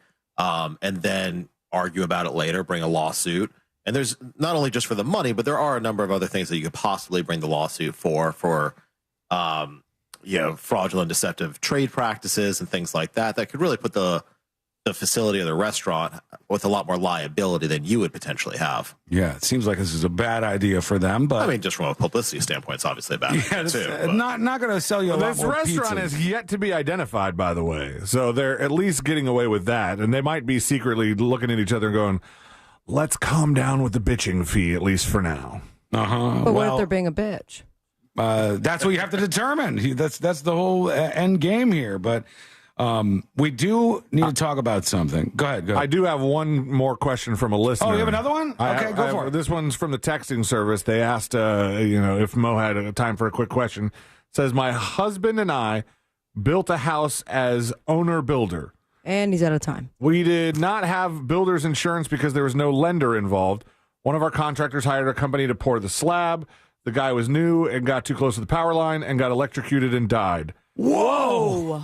That's a pretty nonchalant question you just threw at Mo. His wife is suing me. Does she have a case? So, yes and no. So, Jesus Christ. The person who's really going to be liable there is most likely the power company, because most likely the power line is not, if you can just become in contact with it like that. I don't know the facts, but right. Maybe the power line was too low. There must be something wrong with the power line, theoretically. If in the course of just ordinary events, he was pouring a concrete slab. I don't think you would have live wire tools. Well, no, tools that would reach up to a power line. That was my thought as well. Or that should reach, unless the power line was very low or was not properly buried. Maybe it was a buried power line. But typically when they file these kinds of lawsuits, they're going to sue everybody possibly involved. The property owner, potentially there's typically what we call workers' comp insurance, but there's a possibility they could sue the employer if there was, under certain circumstances. It can be rare. Mm-hmm. They're probably going to sue the power company as well, or whoever was responsible for maintaining or installing that electrical wire. A lot of potential people on the line. A lot of potential people. And then they're going to figure out who's liable throughout the course of this. Now, so then it's up to the court to decide who gets the lawsuit and who doesn't? To some degree. So typically, I mean, what's unfortunate here is you don't have insurance, and now you have to hire an attorney to defend yourself, which costs you money out of your pocket. Mm-hmm. That's one of the advantages of insurance, is they'll provide counsel for you. But typically, if you have an attorney, they would look at this case, and once it gets through discovery, they'd probably file a motion for summary judgment saying, hey, we don't have any liability. We didn't do anything negligent here, right? Mm-hmm. For reasons X, Y, or Z. Again, I don't know the facts of this case, but assuming there's no negligence on your part, then you may be dismissed from the lawsuit. But unfortunately, you do have to hire an attorney and go through that process. Right. Yeah, it sounds like it's a nightmare to get through. Woogie. Hey, let's talk about FSU real quick. Unfortunately, the big headlines this week were about, one of them was about this shooting at FSU where two people died. They weren't students, but they were folks who were on the campus, and a bunch more people were injured. We learned that the gunman, who cares what his name is, he doesn't need any more attention to this, but we learned that the gunman got the weapon from his stepmother, whom he lives with, I guess. And the 20-year-old gunman got her former service weapon because she worked for the sheriff's office. This is something that the police have been pushing quite a bit. And honestly, I think they're right to do it. When there's a shooting and somebody's unsecured weapon was used to perpetrate that kind of violence, they'll go after the people who didn't secure their firearm. Does this, just by the nature of this man, this 20-year-old getting this gun and shooting up the school at FSU, does that show you that the person did something wrong? Well, I mean the stepmother, to be clear, right? No, I know what you meant.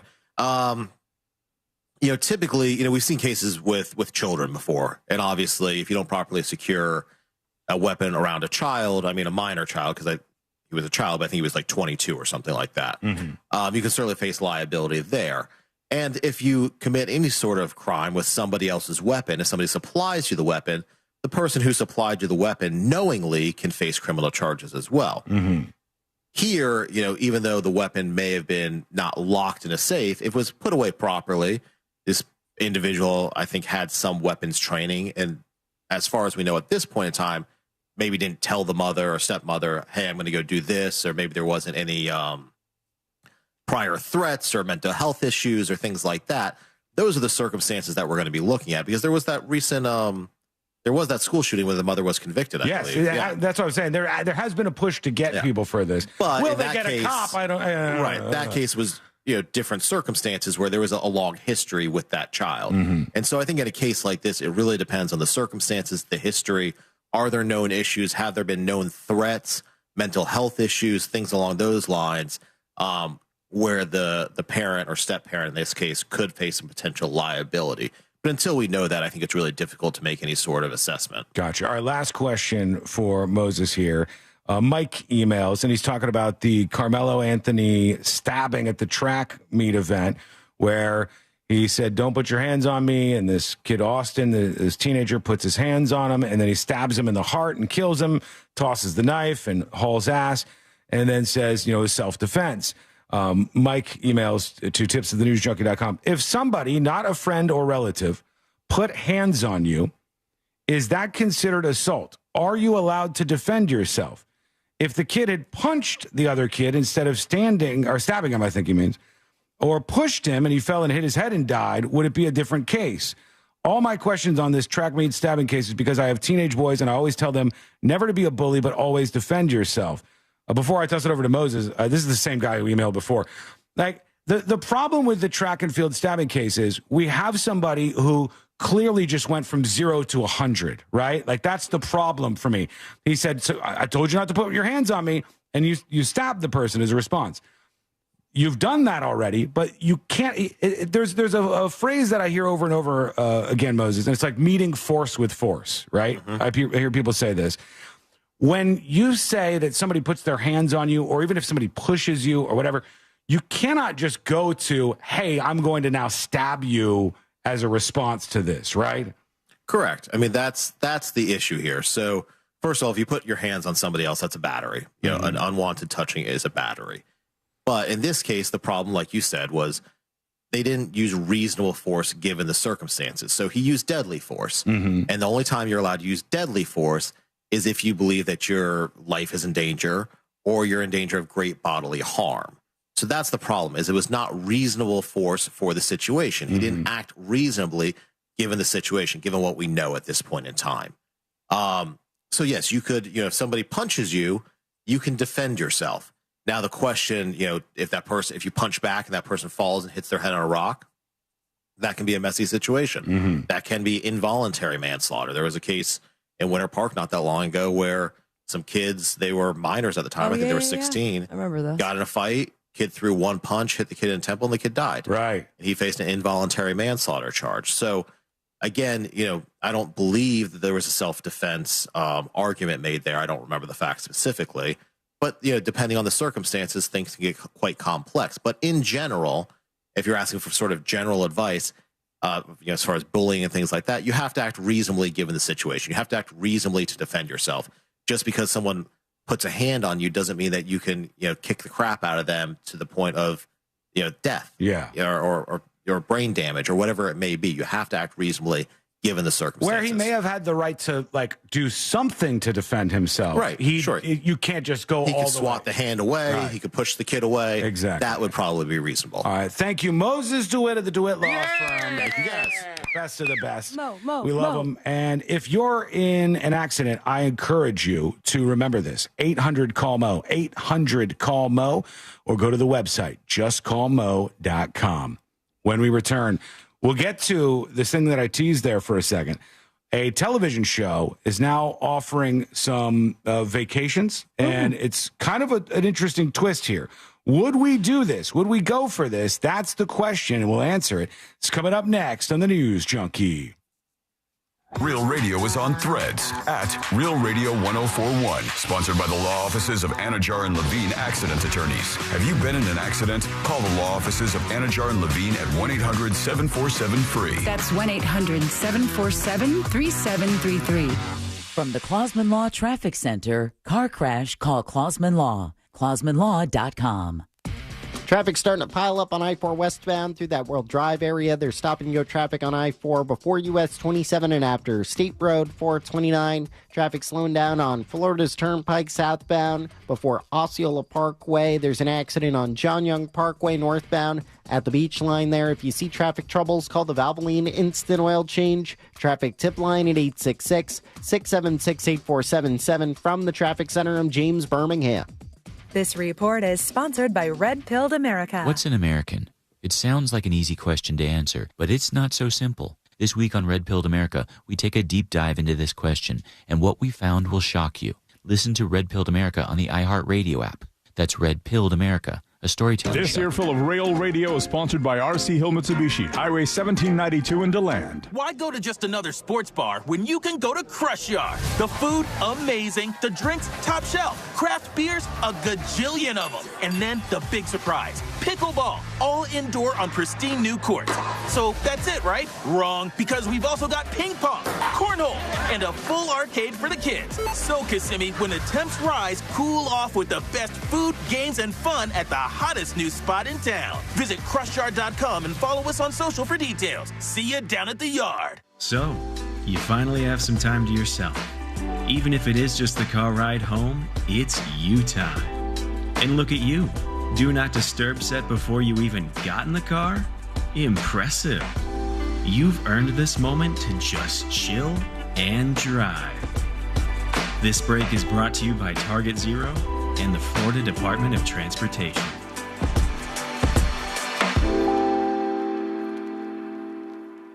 Roundup Dual Action products rock like a hardcore metal band. This stuff kills existing weeds down to the root, and for an encore, keeps them from coming back for up to 4 months. That's a non-stop 16-week tour of killing and preventing weeds in all the famous outdoor venues, the patio, the driveway, the mulch bed, even along the fence. When it comes to your hardscapes and landscapes, the stuff puts on a show. Roundup Dual Action products kill and prevent weeds for up to 4 months. This stuff rocks.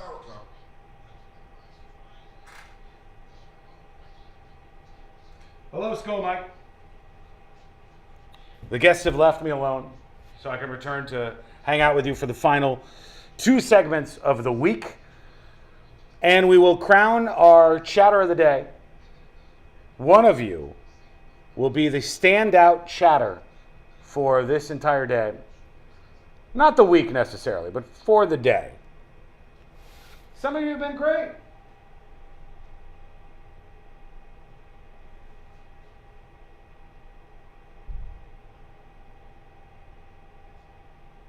AD's talking about Carmelo Anthony. Said everyone on the right, he says, has been saying he's a gang member. I have not seen that. I have seen that there's many photos of him with weapons, like semi-automatic rifles, and trying to be intimidated with weapons and those kind of things. The things I have heard about him actually was that he came from a decent enough family, but that he kind of was rejecting that and wanted to be like kind of thug-like. I I don't even know if that's true necessarily. I don't need to know that. I don't think it's really relevant. I think the only thing that's relevant is what happened and what his response was. And I think everybody's just trying to run, not everybody, but many people who want to back this guy up and defend him and compare him to like Daniel Penny or any of these other cases are just silly. The closest comparison is to the Apple River stabbing case. And as we know, that guy was found guilty and is in prison right now. It's the closest example. And in that case, he was actually being attacked by a whole group of people. And he tried to stab as a method of defending himself. So this is maybe the weakest case like this I've ever seen. And the idea that people are victimizing the aggressor is insane to me. The spokesperson for the family and that whole thing, that was an embarrassment. That was an attempt to stir up racial fights online to get people to back their client just because of the color of his skin. It was disgusting. It was gross. Okay, we're coming back.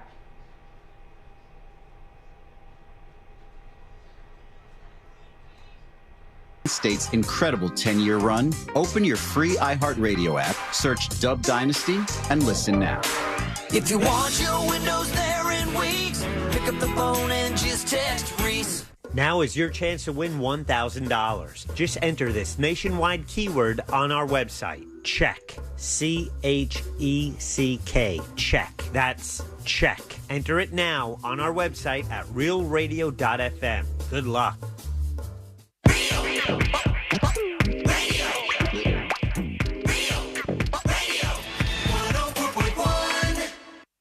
Three best friends diving into the deep end of internet culture.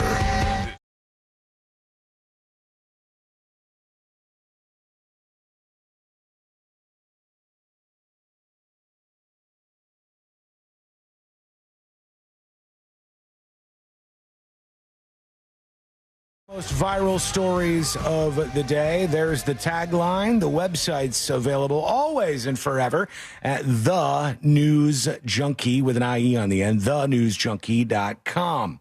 Of all of the television shows that could do something like this, I think this is the absolute smartest. I think this makes the most sense. But for those of you who have been watching White Lotus for the last 3 seasons, that show, that one, and the show that some people really liked this season, and some people were like, I feel like I was lied to, and I'm so in between. Slow. When it comes to White Lotus, because you watched the other 2 seasons, right, Sean? Yeah, I watched all 3 of them, and I thought that this one was indeed like slow and boring at parts, but overall I had a good time. I did too. I would say, with the exception of the finale, which I felt a little let down. Okay. But that's not going to stop me from watching season 4. No, I would watch 2. Yeah, absolutely. I would still watch the next season of the show. I think I wasn't excited about the cast as much in this season because, first season, it was brand new. It was interesting. It had that really Sydney hot Sweeney? chick. No. Sydney Sweeney. The one with the... that was before she blew up. But no, it had pretty eyes. Alexandra Daddario. Oh, that's right. Yes. Very, very pretty eyes. Yeah. And the dude from The Office. What? It's crush. Just very excited about Alexander I feel like Daddario. it's his new Pitch Perfect girl. Anna Kendrick. The 2 can coexist. That's fine. All right. They also have something else in common. There's room for 5 on the list. Yeah. But and then the next season had Aubrey Plaza, which I love me some Aubrey. She's very beloved. So Jennifer Coolidge. People were excited about that. They were excited about Jennifer Coolidge. And then this season, I was like, oh. But I like the other characters as well. I was extremely excited to see Parker Posey, and she has become a meme in and of itself. Yeah. Piper, no. You know what's crazy to me?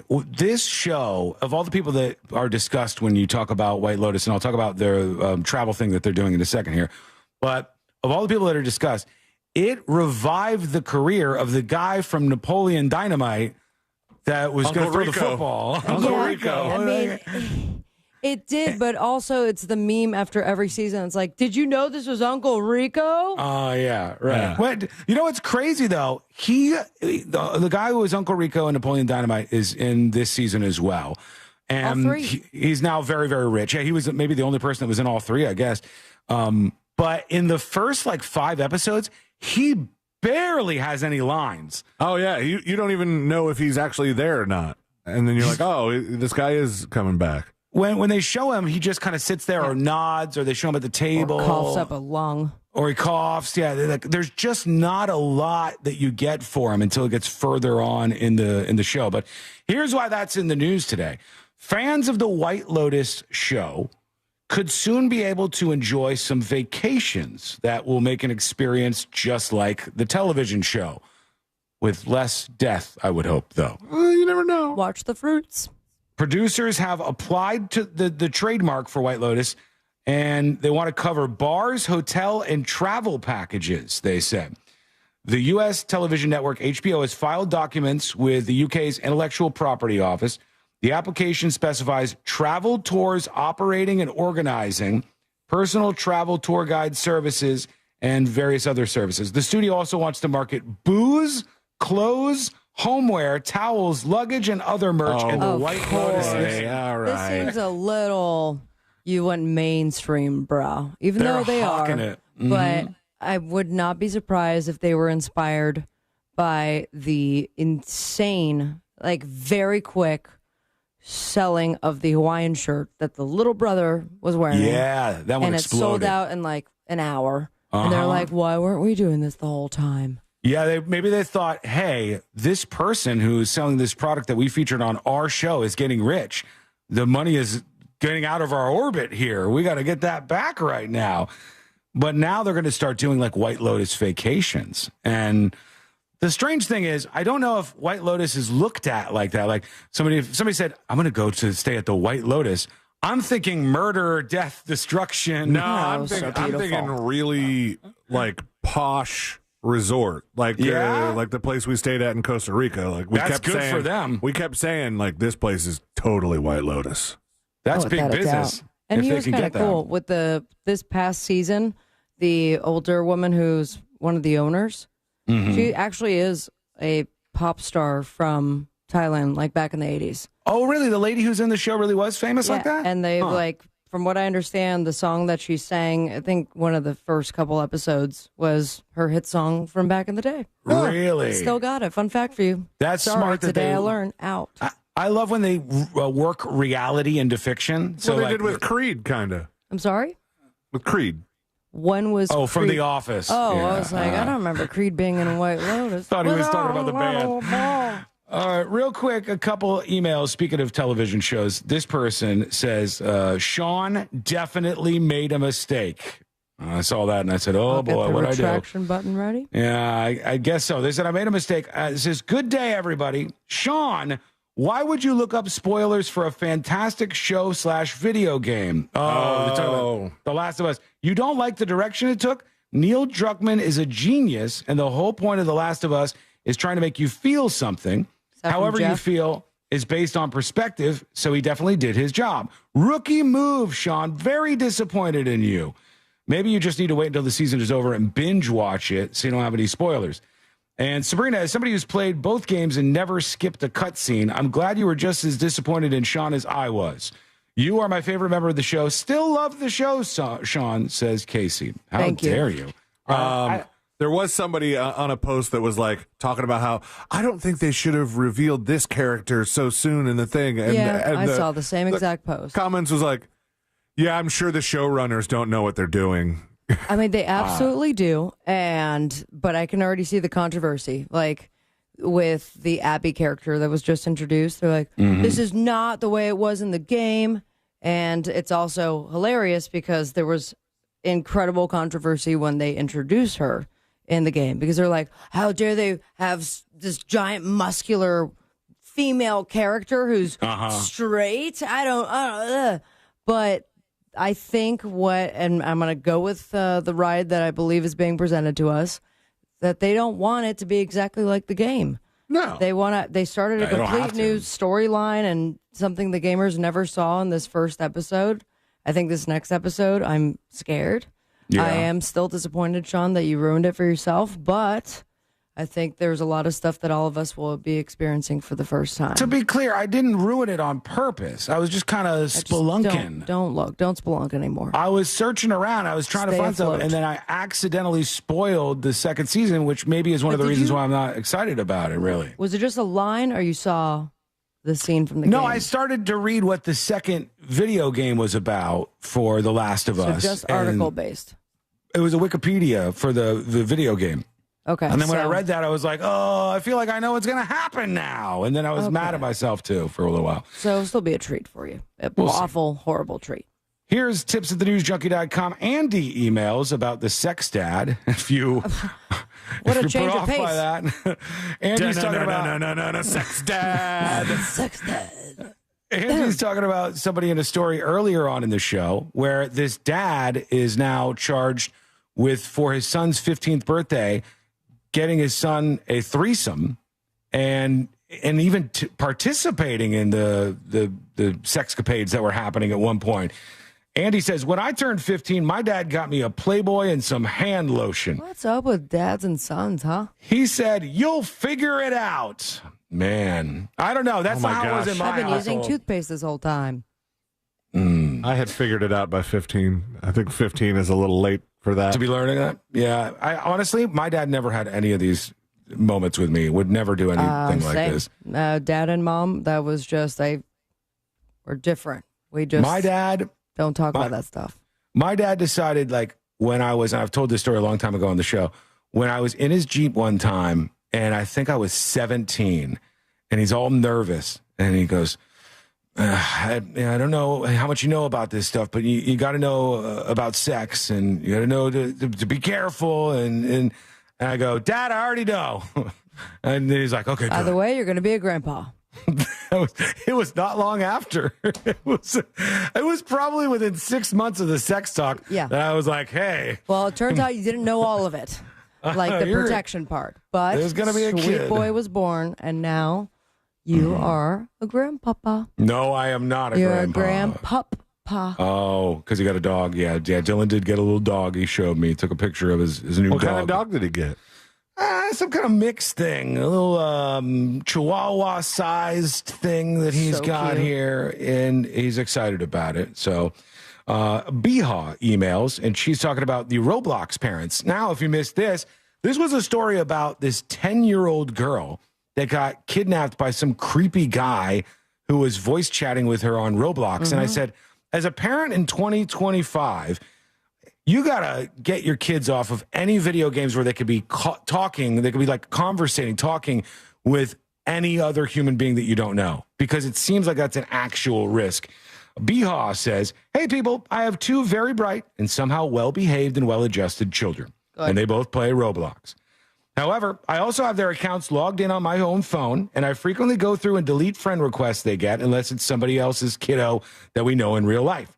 And the chat messaging feature is permanently off. I also have their accounts age restricted so they can't go into certain experiences. The game basically is one big server of individual games created by players. My older kid definitely complains all the time that her chat feature stays off because it makes it so she can't chat with people on there, but I'm firm in my rules. Good for you. She says, that's it. Internet games are fine for the most part, but parents really need to understand them and pay attention and have these conversations with their kids. I wish more parents would, because a lot of kids would be safer today with somebody over their shoulder looking out for them, says Biha. Thank you for the email. I think that you're absolutely right. And I think that what happens is we have so many parents that are just like hands off, whether it's because they're inept at parenting, whether it's because they're lazy or emotionally shallow. They don't feel that they need to fulfill their role as a parent in their child's life. And when they drop the wheel, we get bad outcomes all around. We get kids that are more likely to engage in crime and disrupt other people's lives. We get kids who misbehave in the classroom and make it harder for your kids, who hopefully are better and decent, to learn. And we get kids who might get caught up in stuff like this because nobody's watching, and some creepy old man goes on Roblox because he knows it's full of little kids and attempts to do this. That right there is, I think, what you get as outcomes for this. Yeah, but also Roblox, or I always like mess up the name, but they make so much money every single day. Of course. Parents, I mean, is there not enough pressure on them to put up whatever roadblocks they need to stop predators from being inside the game? I think that they end up arguing what the social media platforms and stuff argue. There are too many conversations for us to police all of these. We'll do what we can, and we'll put some things in place that parents can use, like the locks. But overall, we can't stop everybody from doing this. And the parents have to step up and take some responsibility when that's the case. Or not let your kids play. Not let your kids, get on those platforms. Back in our day, you just blew into a cartridge, and there was no online or predatory. No. It was just Q*bert or Super Mario, and then you turned it off and went outside. Those were so much safer. Let's go back to that. No, different thing. All right, here we go. We got a couple of dispatches to work in. We're going to hear from you on the show. Join us with your dispatch at thenewsjunkie.com. Here's Smackroll. Go ahead. Hello. Hey, what's up, junkies? Hey. Hey, on this hands on me, I mean, we don't really know yet. Did he walk over to him, just stick his hand on his shoulder and go, hey, man, come on now, get on out of here. Let's talk about the Carmelo Anthony story, the track stabbing. You're 10. Or did he go with two hands to grab the guy's left arm and try to put it behind his back and push him out the door, which would be a lot more violent. Maybe that's why the guy did what he did, but I don't know. I guess we'll find out eventually. Yeah, here's my problem. My problem is we have no evidence of that at all. In the interviews, we don't have any of that. In the police reports, we don't have any of that. We simply have he walked over and put his hands on this Carmelo Anthony kid, and in putting his hands on him, the response was to stab him in the heart and kill him. That's what we have so far. The defense has not made any other claims, and I imagine if there was a struggle that ensued, the defense probably would be mentioning that by now. The most interesting thing would be, hey, there was a bunch of teenagers around. Did nobody pull out their camera and record what was going on here? So hard to believe. And then how many witness accounts so far? 2? Mm-hmm. It just seems strange. And I think maybe the defense is not saying anything because they've got a case to build. They now have to track down people to tell the truth, whatever it may be. Yeah, I think that I think that in this case they don't really have much other than the kid thought he was able to do this. In fact, there are people claiming to have more. I mean, the people that are arguing with you on like the texting service and stuff are saying like the kid was supposedly on top of him, or they'd take some twins and taken his phone. I don't know. Where are they getting this from? Yeah, there's absolutely no evidence to suggest that I've seen. Yeah, feel free to email me, tips@thenewsjunkie.com. I think a lot of people are starting at like, hey, I want to defend him. And I think there is a lot of racism that's in play in this story. I swear to God. Now, unfortunately, it brings up more racism on the other side, which is like, that's just the worst kind of thing that we could have as a country. So I think some people are motivated by that. But to me, you just don't have any reason to defend this guy yet. There's no reason. There's absolutely no reason where you could go, hey, this is why I'm stepping up for him right now. Here's Manifesting Me. Hey, guys. Hey. So I just have to say that you don't have the story correct. Okay. Carmelo got into a fight with one of the boys at a party days before. He lost the fight, went home, took it like a man. Next thing you know, he's got this track meet that happens to be at the same school that the twins go to.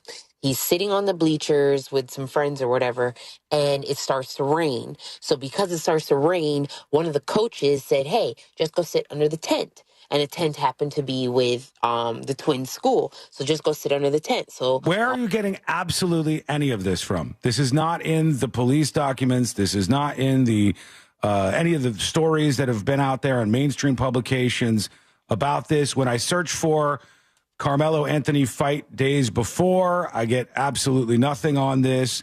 Are you just reading somebody writing something online? Because I'll have you know, there's some pretty terrible people involved in this. In fact, they put out a fake medical examiner's certificate at one point in time, or medical examiner report that's tried to claim he died of a drug overdose. And that was early. It wasn't the stab in the heart. So you might be falling into some fake stuff there. All right. If you've got anything else, email me. I'll address it all as it is. But so many of you, not so many of you, let's be real. There's like a fraction of the audience that agrees with you and a tiny, tiny percentage of even the internet that wants to defend this Carmelo Anthony kid at this point in time. It's a tiny, tiny loud fraction. But the fact is, it seems kind of clear to me that a lot of people are trying to start at the outcome of this kid is innocent and then try to cobble together whatever you can, rumors and otherwise, to be like, here's why, instead of just looking at what we actually know about the case. I mean, but there is a nuance to it, is there not? No, not yet. Yet. All we have is the two people that were witnesses that the police officer got a report from. We have everything that's been said by the defense. We have everything that's been said in the police reports. We have everything that's been publicly reported about this. And nothing comes anywhere close to me. Maybe you disagree, but to me, to show that there was any need for this kid to pull out a knife and stab somebody. And I don't have a stance yet. I would like to see what happens in trial. I don't know even if a lot of the people who are defending this person here would go any of these lengths were it to be a case that they weren't on the same side. Like, did you feel this same way about Daniel Penny? Did you? Is that where you were on that story too? Because I'm trying to be consistent across these stories. But okay, send that email. I'm interested to read it. I don't know if I believe what you're saying, but I'm interested to read it. I'm trying to find, I Googled party in quotes with Carmelo Anthony's name, and nothing's coming up about a party. Right. I mean, if that would be a big thing if there was a fight previously. But do you know what the police have actually said, emailer? The police have said that these two kids never met each other before this day. They didn't know each other. They didn't have any history at all. Okay, according to them. So you might be being led astray by somebody, and just don't have such an appetite for that. Jeez. Okay, when we come back, we'll do the final dispatches, stories that didn't make the cut, and today I learned to wrap everything up for a Friday in the week. That is coming up next on the News Junkie. Real Radio is the Jim Colbert Show. Today on the show, we're giving you the final clues for the Searcher Ace-Off contest. We'll do sinker sale and embers only. At 4, it's Primetime Kitchen with restaurant critic Fayaz Kara. For prizes, it's Pick the Porn. Plus 4 opportunities for you to win $1,000 and your calls, texts, and talkbacks. The Jim Colbert Show, today at 3 on Real Radio 104.1. This weather report is brought to you by Mills Air. Happy Friday, Central Florida. I'm Fox 35 Storm Team meteorologist Jessica Dobson with a check of your forecast. And today will be another sunshine-filled day with warm temperatures and low humidity. We'll plan for a high of around 86 degrees. And throughout the weekend, we'll stay dry and sunny, increasing clouds by our Easter Sunday, but it is going to be on the hot side with temperatures in the upper 80s. We'll likely reach the low 90s as we head into early and middle parts of next week with a slim chance of showers by middle to late parts of next week. From the Fox 35 Storm Team, I'm meteorologist Jessica Dobson. This report is sponsored by the Music Saved Me podcast. I'm Lynn Hoffman, and lucky me, I get to host the Music Saved Me podcast, the podcast that explores the healing and transformative power of music. You can listen to the Music Saved Me podcast on the iHeartRadio app or wherever you get your podcasts. That mortgage guy, Don, he's part of the Real Radio family, and that means he's taking care of your family. A stand-up guy who's looking out for you. And when you're making big life decisions like refinancing, buying your first dream home, starting a business, or expanding your business, you got to work with someone who has your best interest in mind. And that's that mortgage guy, Don. So get the peace of mind that you deserve right there at your fingertips by going to thatmortgageguydon.com. Most importantly, work with an expert and a friend that you could trust. Don't miss the boat. All right, folks. Have a great weekend. Enjoy yourselves. You're all lovely people, even if we disagree from time to time. It's been a great week. We can't wait for another big week on the show. Going to be a fun one next week. I think we got Josh in one day next week. He's always a good time. Of course, we got Fritz for Wednesday. And we'll see what happens in the world. Who's our chatter of the day?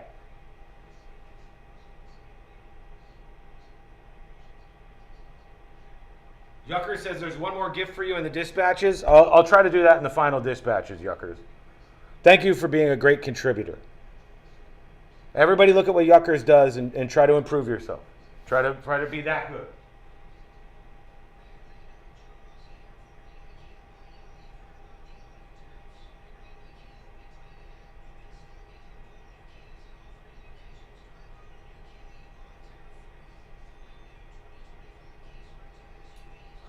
is going to be our chatter of the day? That's the question.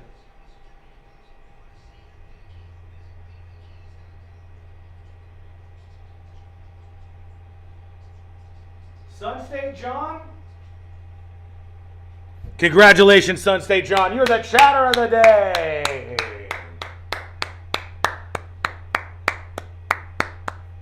They said you couldn't do it, but look at you go, bud. Chatter of the day. Huge, huge.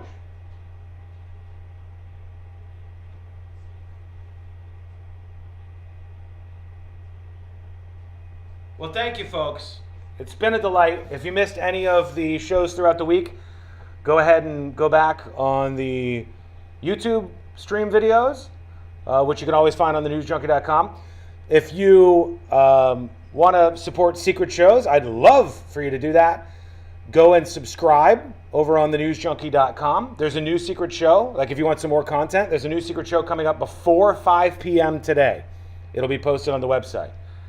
You can listen to secret shows on the website. You can play through your car speakers on CarPlay or right on your iPhone or your Android device. It's super easy to do.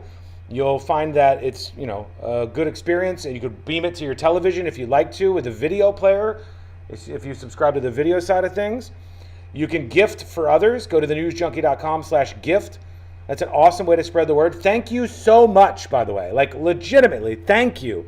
Thank you to all the people who have gifted secret shows this week. That's been really awesome to see so many new people come on board. And the best way to spread the word, and honestly, for me, it's the best thing you can do for me, is to either sub or gift secret show stuff. All right? Thank you. I love you. Spread the word, and a new secret show coming before 5 p.m. See you later.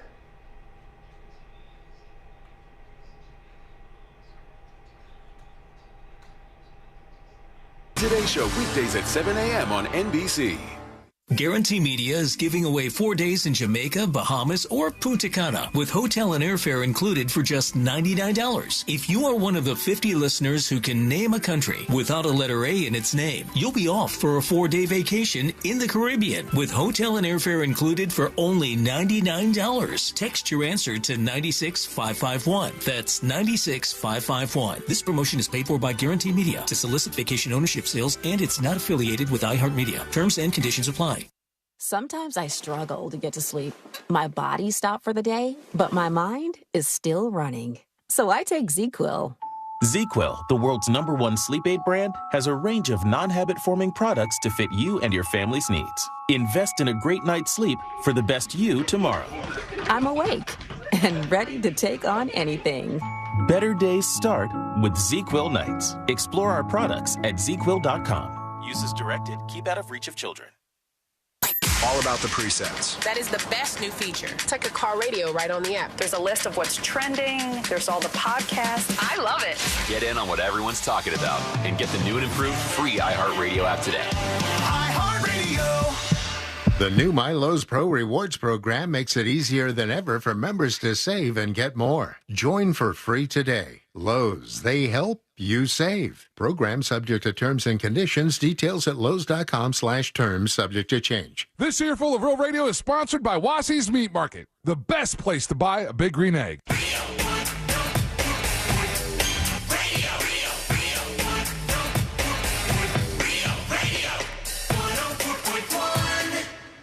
Story time with the 3 best friends you never knew you had.